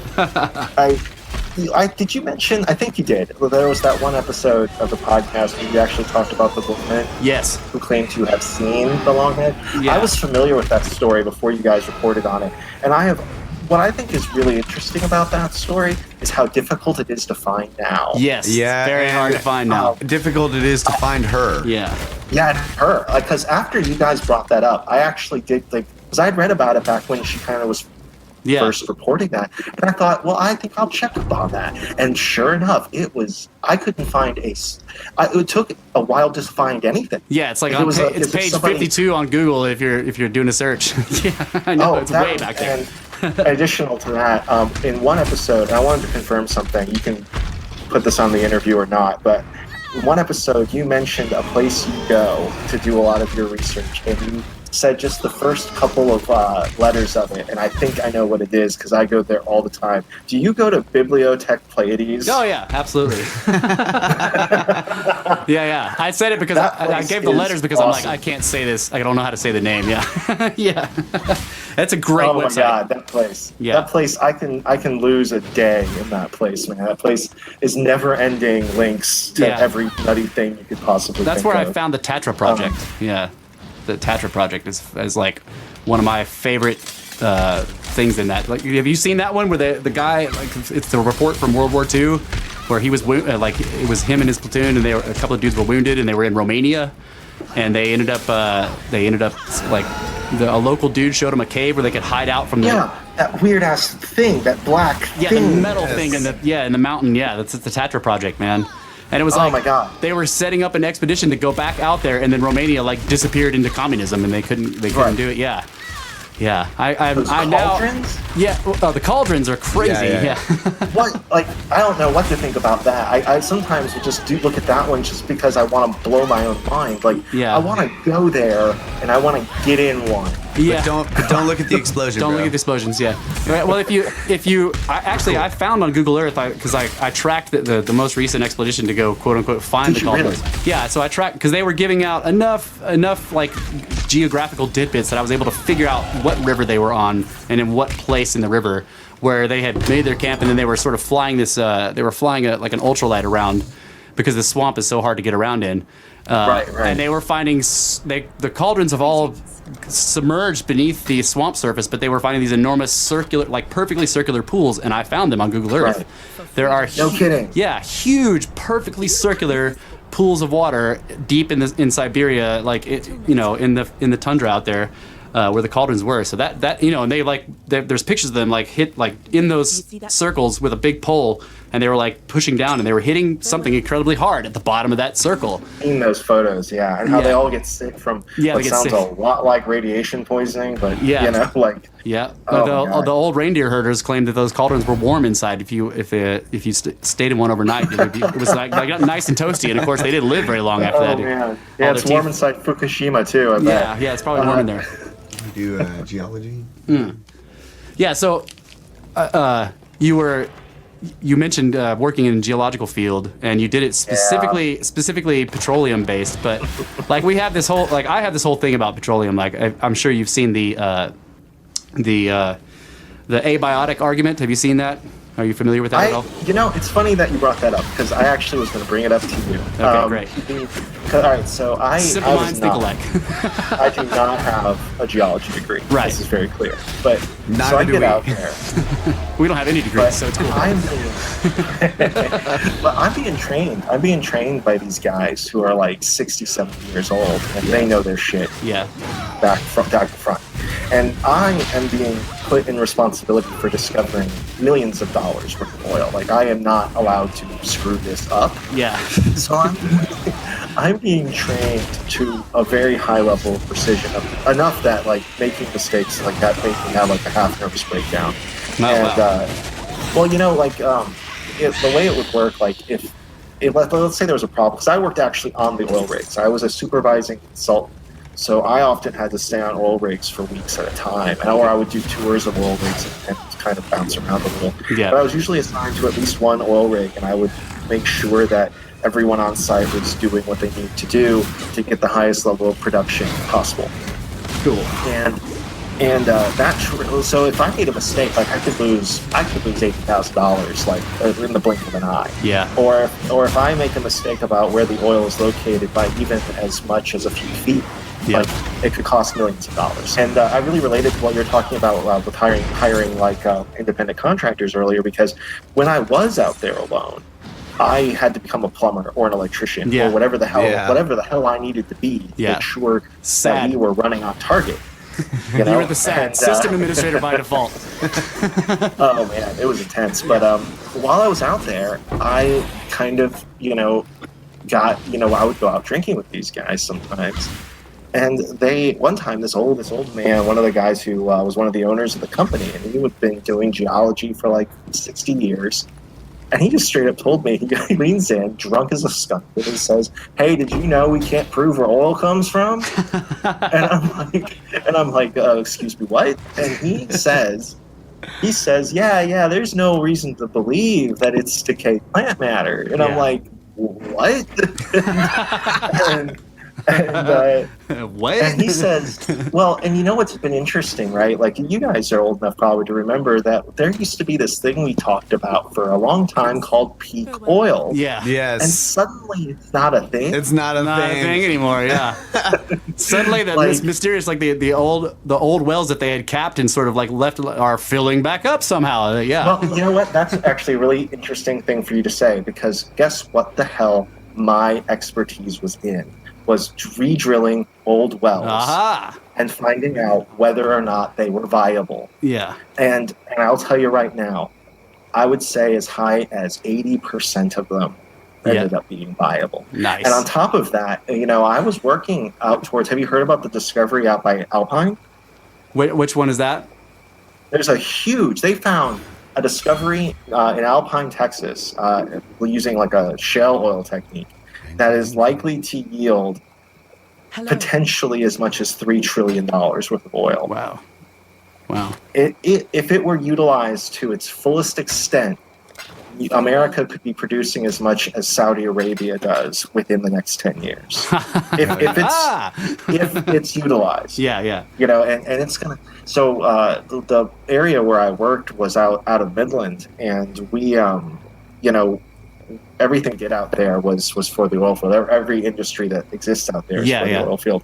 And it exists in this boom and bust kind of a phenomena. Yeah. But there is this dirty little secret, which is that when you talk to geologists in private, they will happily tell you that oil might be produced geophysically somehow. Yes. Or be produced, or is being actively produced by like bacteria within the geophysical strata. Right. And that it is not a production, well, see, one of the things that I was always confused about as a non-geologist was, why can we drill 14,000 feet down and there's oil down there? Yeah, below the water table. Yeah. Is it oil lighter than water?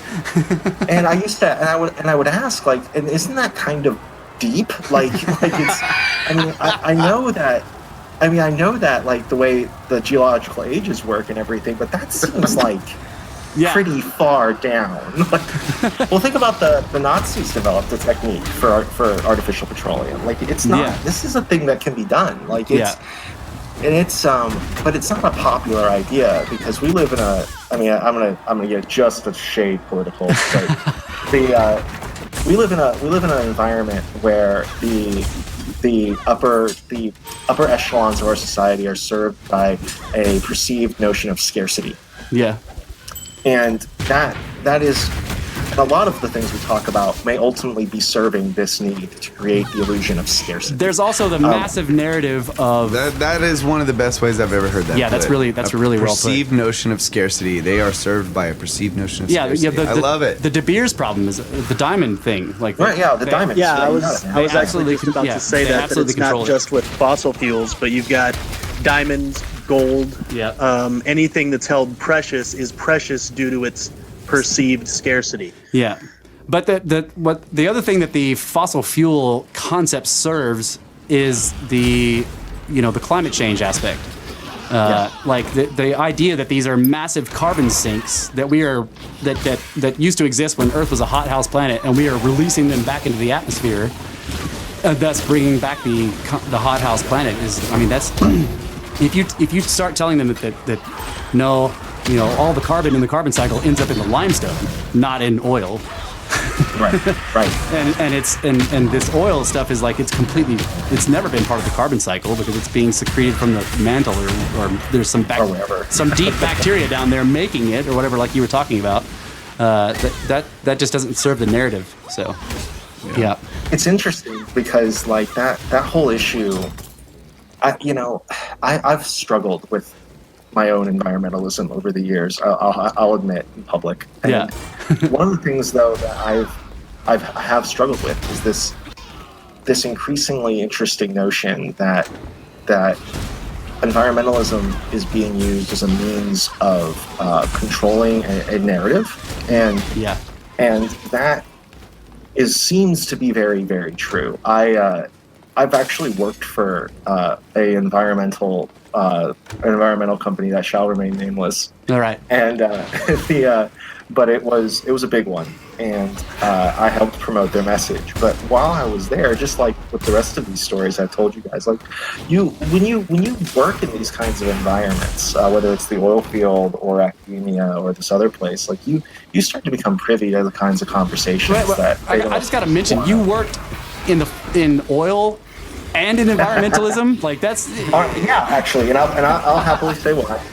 So while I was in the oil field, I watched some laws get broken. Yeah, and I probably shouldn't say too much about that, right, but I did report them. Yeah, and I particularly reported this particular law that was being broken to the. I happened to be in front of the CEO of the oil company that owned the rig I was on. He was visiting, and I had an opportunity to actually ask him about it. And what he said something that upset me.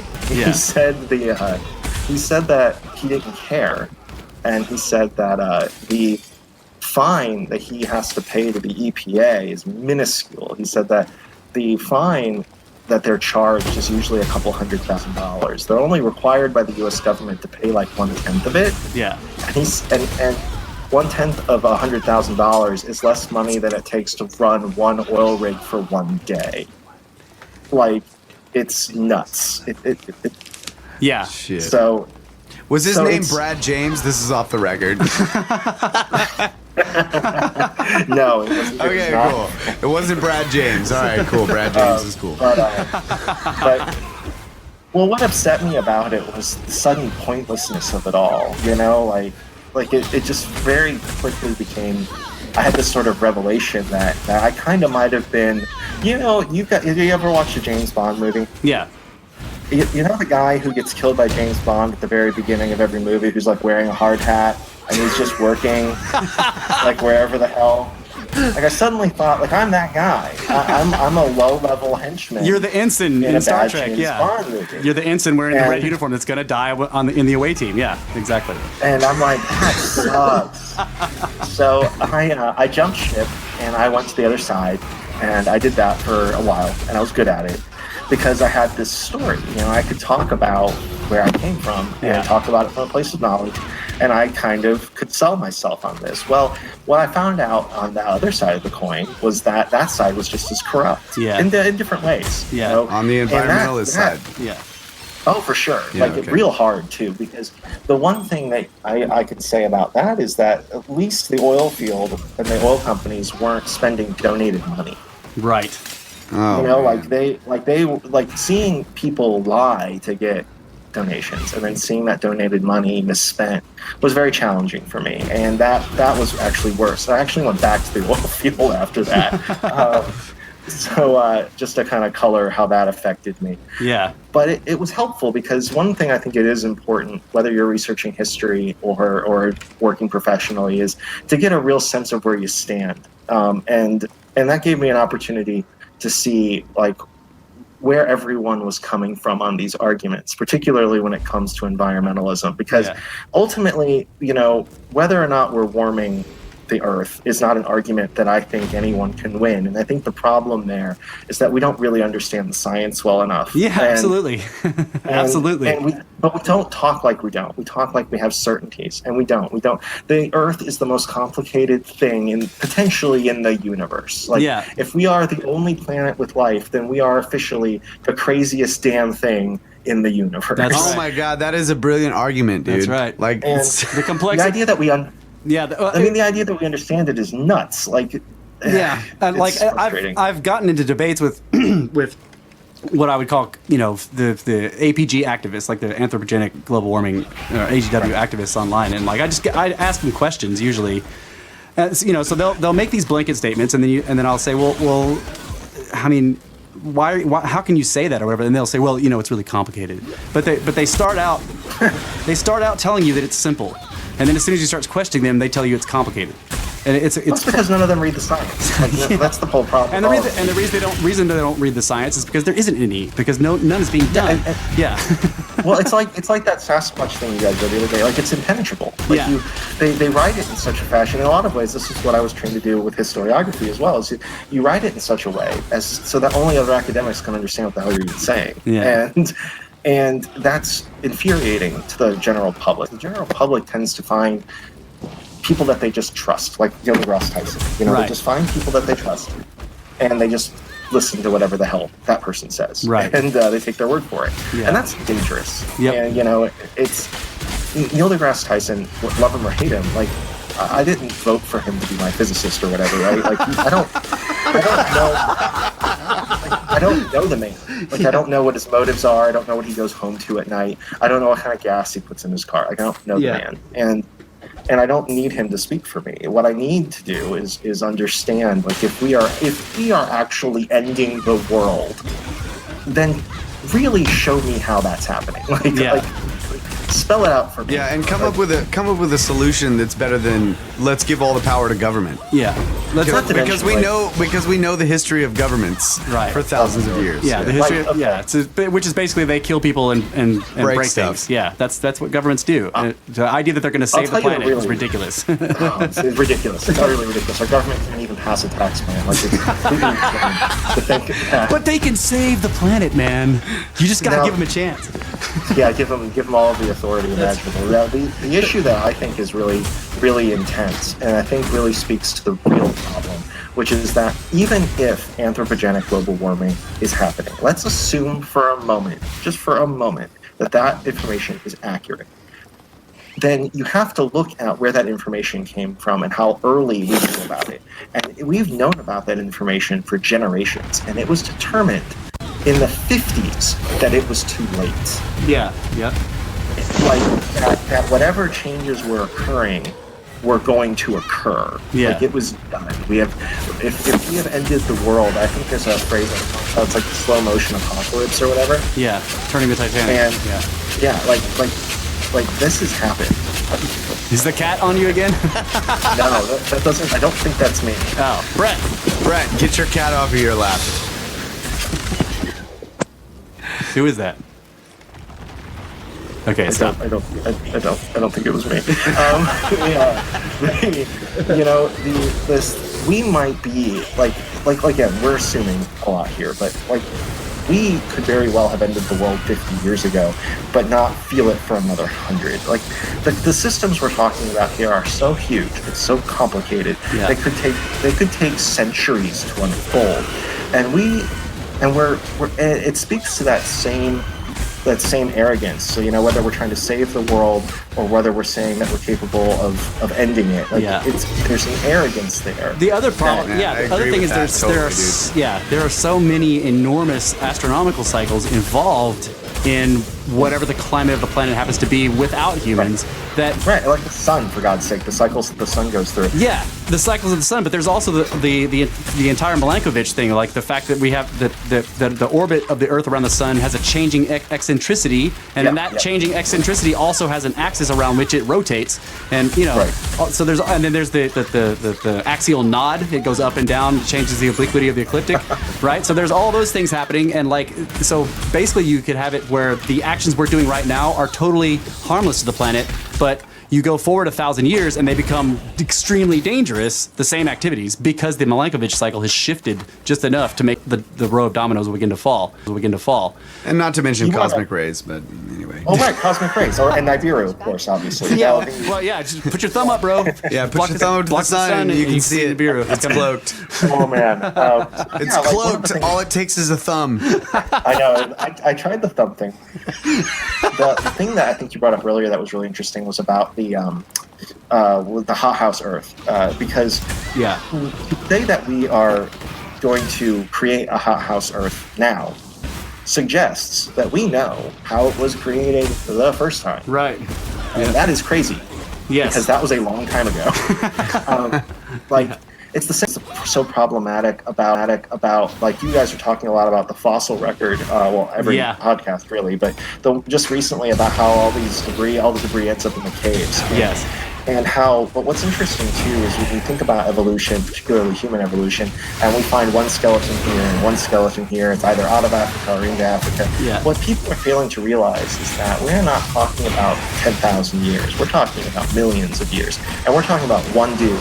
A skeleton of one dude who died in the river, and we are basing our entire understanding of all of evolutionary biology for thousands and thousands of years all around the discovery of this one dude. And that is crazy. That is a crazy thing to do.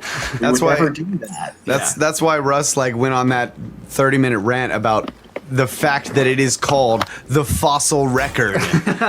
Because it's not a fucking record. It is not. It's like saying that I find a hammer in my backyard, and now that I found that hammer, I know what all hammers look like for 10,000 years, both before that hammer and after that hammer. Well, but also that you know how they built your entire house. Yeah, you discover that hammer, and suddenly you have extrapolated the construction of your entire house.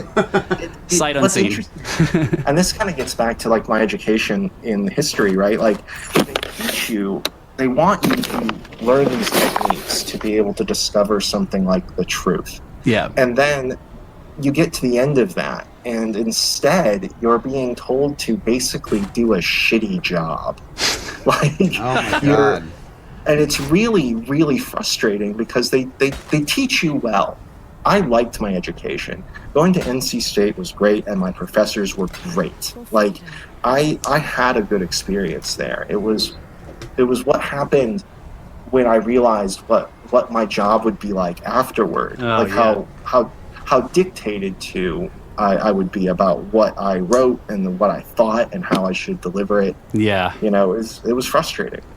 Yeah, I can't remember if I've ever gone on the science rant on the podcast, but I have this idea about science because I looked into where did this come from? So you look at the people who were sort of developing what they call the scientific method, around Newton's time and stuff like that, with the royal philosophers, So these guys basically made this determination that there's no way that we can ever know everything. We can't ever have all knowledge, right? And because of that, we can't ever know anything for certain. The certainty is unattainable. So the purpose of the scientific method is to determine what is false, not what is true. Okay, that's what. If anybody proposes a theory and then goes out and tries to prove it, they're not doing fucking science. Science is the attempt of falsifications of concepts, because you can falsify stuff. You cannot ever prove something true.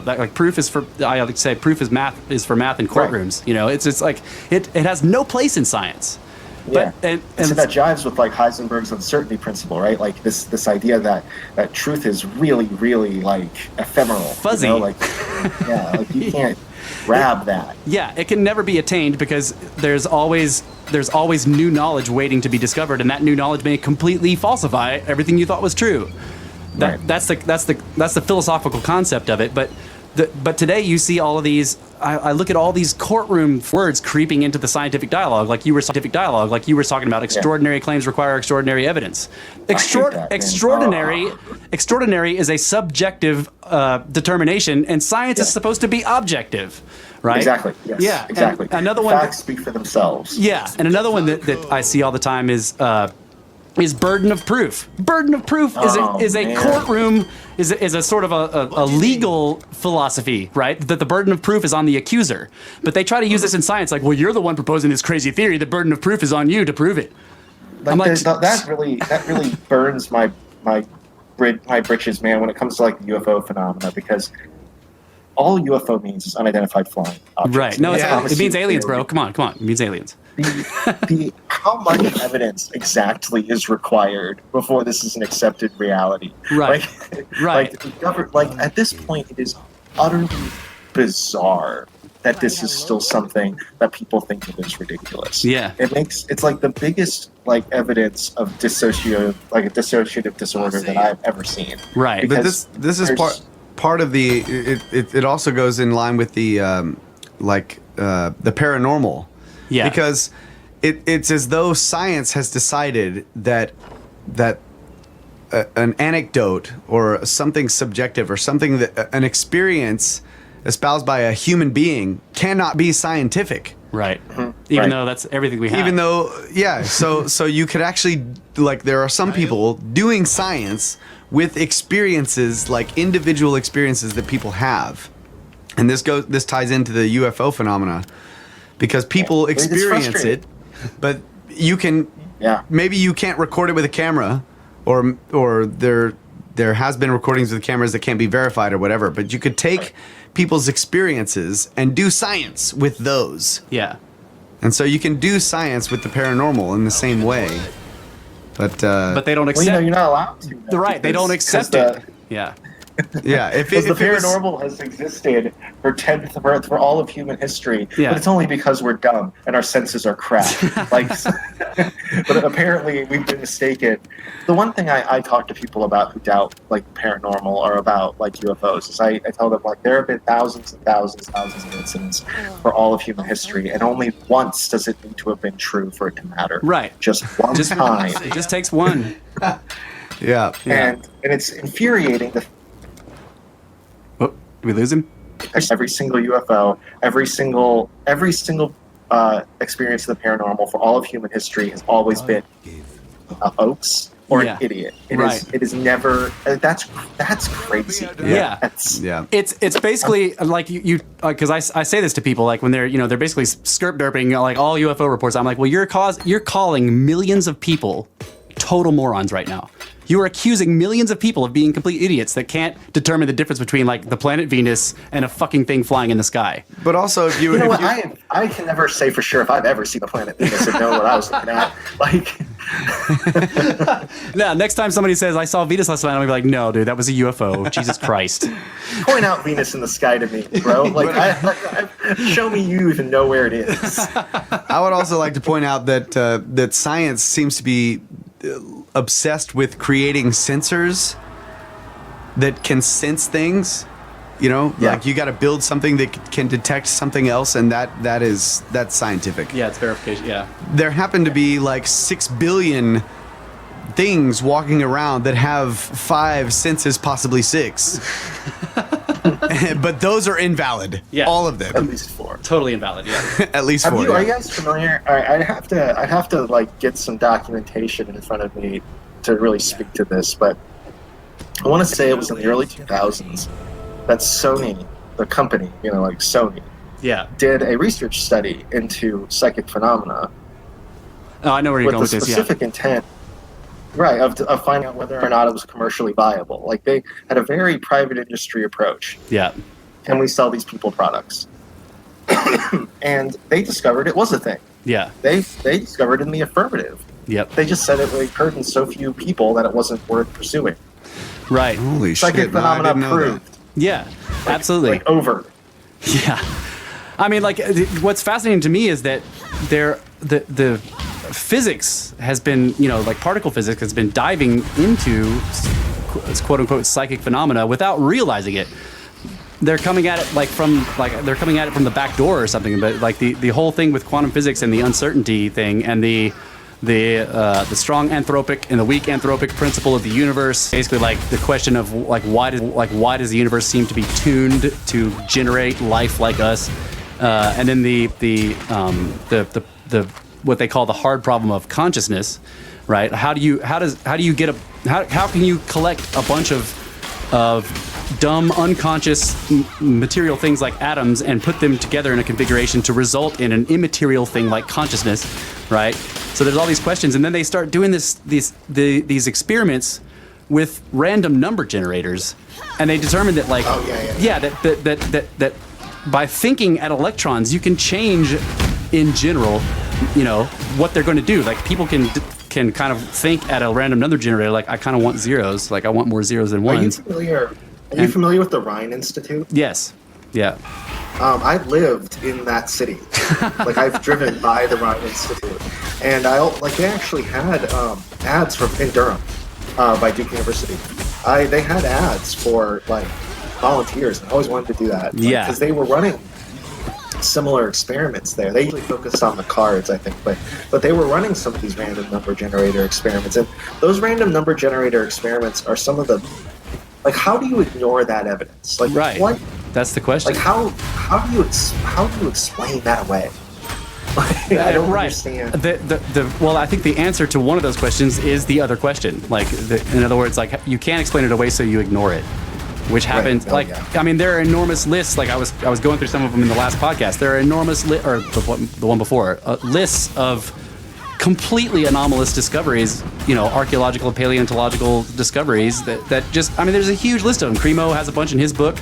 I went through some of that on the list in that list that are totally different from all the ones that Cremo has in his book. That the strange relics from the depths of the earth. Like, there's an enormous list of these things that have just been completely ignored, and thus they don't appear in the mainstream dialogue. And so, like, I constantly have people online, or when I'm in debates with them, they're like, "There's zero evidence for any kind of ancient culture." I'm like, "No, there's a lot of evidence, man." But this goes back to the thing we began this entire conversation on, which is the narrative. Yeah. And how and why is it maintained? And how is it maintained for so long? This comes back to like the illusion must be valuable, right? Like that's what it really comes down to. For whatever reason, like the key to finding out the why is understanding the function. Like this illusion they're providing us, whether it's the fact that giants aren't real or whatever the hell, the UFO phenomena, anti-gravity, the nature of consciousness. These things are being kept secret because it's serving someone somewhere a purpose. Right. That if you can nail that purpose, like you can start to. It's like following the money a little bit. Like you can nail that down and understand how it's benefiting someone. Well, in ancient texts, they kind of say it blatantly, like the whole Tower of Babel thing in the I mean they basically say if we don't stop them, nothing will be withheld from them. And this is also this reminds me of another point that I've been making, and I've made it multiple times on the podcast, which is that the truth is it's how do I put this? The truth can also be hidden on purpose by people who want the truth to prevail. Yes. Because they know that the truth, if it was put out there blatantly, it would be destroyed. Yeah. By something that wants the truth to not ever come out. Right. Yeah. So you hide the truth ingeniously in many different ways in order to preserve it. Because if it was put out there blatantly, it would be destroyed. Like when you want to be a Freemason, all you have to do is ask, right? So, like I've made occasional inroads to that effort, but I've never actually gone through with it. Yeah, we've done the same thing. Yeah. I have a theory about this. All right, so I came across a little factoid that may or may not even be true about how the intelligence organizations have a tendency to recruit most often from the Mormon. Yeah. Like from people with Mormon backgrounds. Yep. And I was thinking about why that would be, and I was thinking about like Freemasonry, and it occurred to me that all of these organizations have one thing in common, which is that in order to be part of them, you have to be able to keep secrets. That's right. Yeah. And I think that the whatever controlling forces, however you want to describe them, they probably use these kinds of organizations as recruiting pools. Yeah, because they have self-sifted. Yeah. Yeah. Right, where they know that these people are loyal and reliable, and that they know how to keep their oath, and they know how to keep secrets under pressure, and that's really valuable. Whether you're talking about national security, or whether you're talking about protecting the secrets of the universe. Yeah, and not just under pressure, but like in life in general, that these people have displayed the capability of compartmentalizing such that even if they get wasted drunk, they still don't divulge any secrets. Exactly. Yeah. And that, again, that's even from a purely practical perspective, that is a valuable commodity. Absolutely, yeah. I did have one question because I'd like to hear your thoughts on it. It's a concept I came up with recently, and I had mentioned it to Russ and Kyle. I called it load-bearing holes. Yeah. Oh, that's awesome. Okay. Which is that holes that are designed into the structure. Okay. And so you had said earlier that, the pinnacle, the peak, the top, where we're at now, this structure that is built all the way back to the beginning of what we call recorded history to where we are now continues to have to lean and shift away from these holes. Right. Now that's fair. So with each step, each new thing that comes into and becomes one of these load-bearing holes, the standard model is actually further and further away from truth. And essentially, its design now is no longer to find truth. What it is to avoid problems that attack it. Yeah, to avoid addressing the holes, Yeah, so its goal has become self-sustaining, and so its literal purpose is to avoid truth rather than to go after it. I'd even go so far. I think that's actually really insightful, and I think I would even go so far as to say not just avoid truth, but even become fiction. Like something that I've become increasingly disturbed by is if you take aggregate all of these things we're talking about, like all of them, like anti-gravity, Nephilims, the Younger Dryas commentary on the lost civilization, even if you just take a handful of them and we're being lied about, that's nuts. We have to rewrite everything. That means that the standard model that we are living as the foundation of our understanding of how we ended up here today is 90% just garbage. It's not right. It's not true. That's when you say I like the idea of the load-bearing holes because we've been leaning further and further away from this potential truth, and in doing so, creating this Game of Thrones-y kind of fiction around our experience. Yeah. And it's not being corrected. In fact, the opposite is happening. It's becoming more severe. People who think outside of this paradigm are being more and more, thought of as foolish. Yeah. Fake news, So. Fake news. Fake news. Another fantastic answer amongst many fantastic answers from Mr. Jeremy Figgins. That is the end of our very first smooth interview with smooth transitions between non-smooth snakes.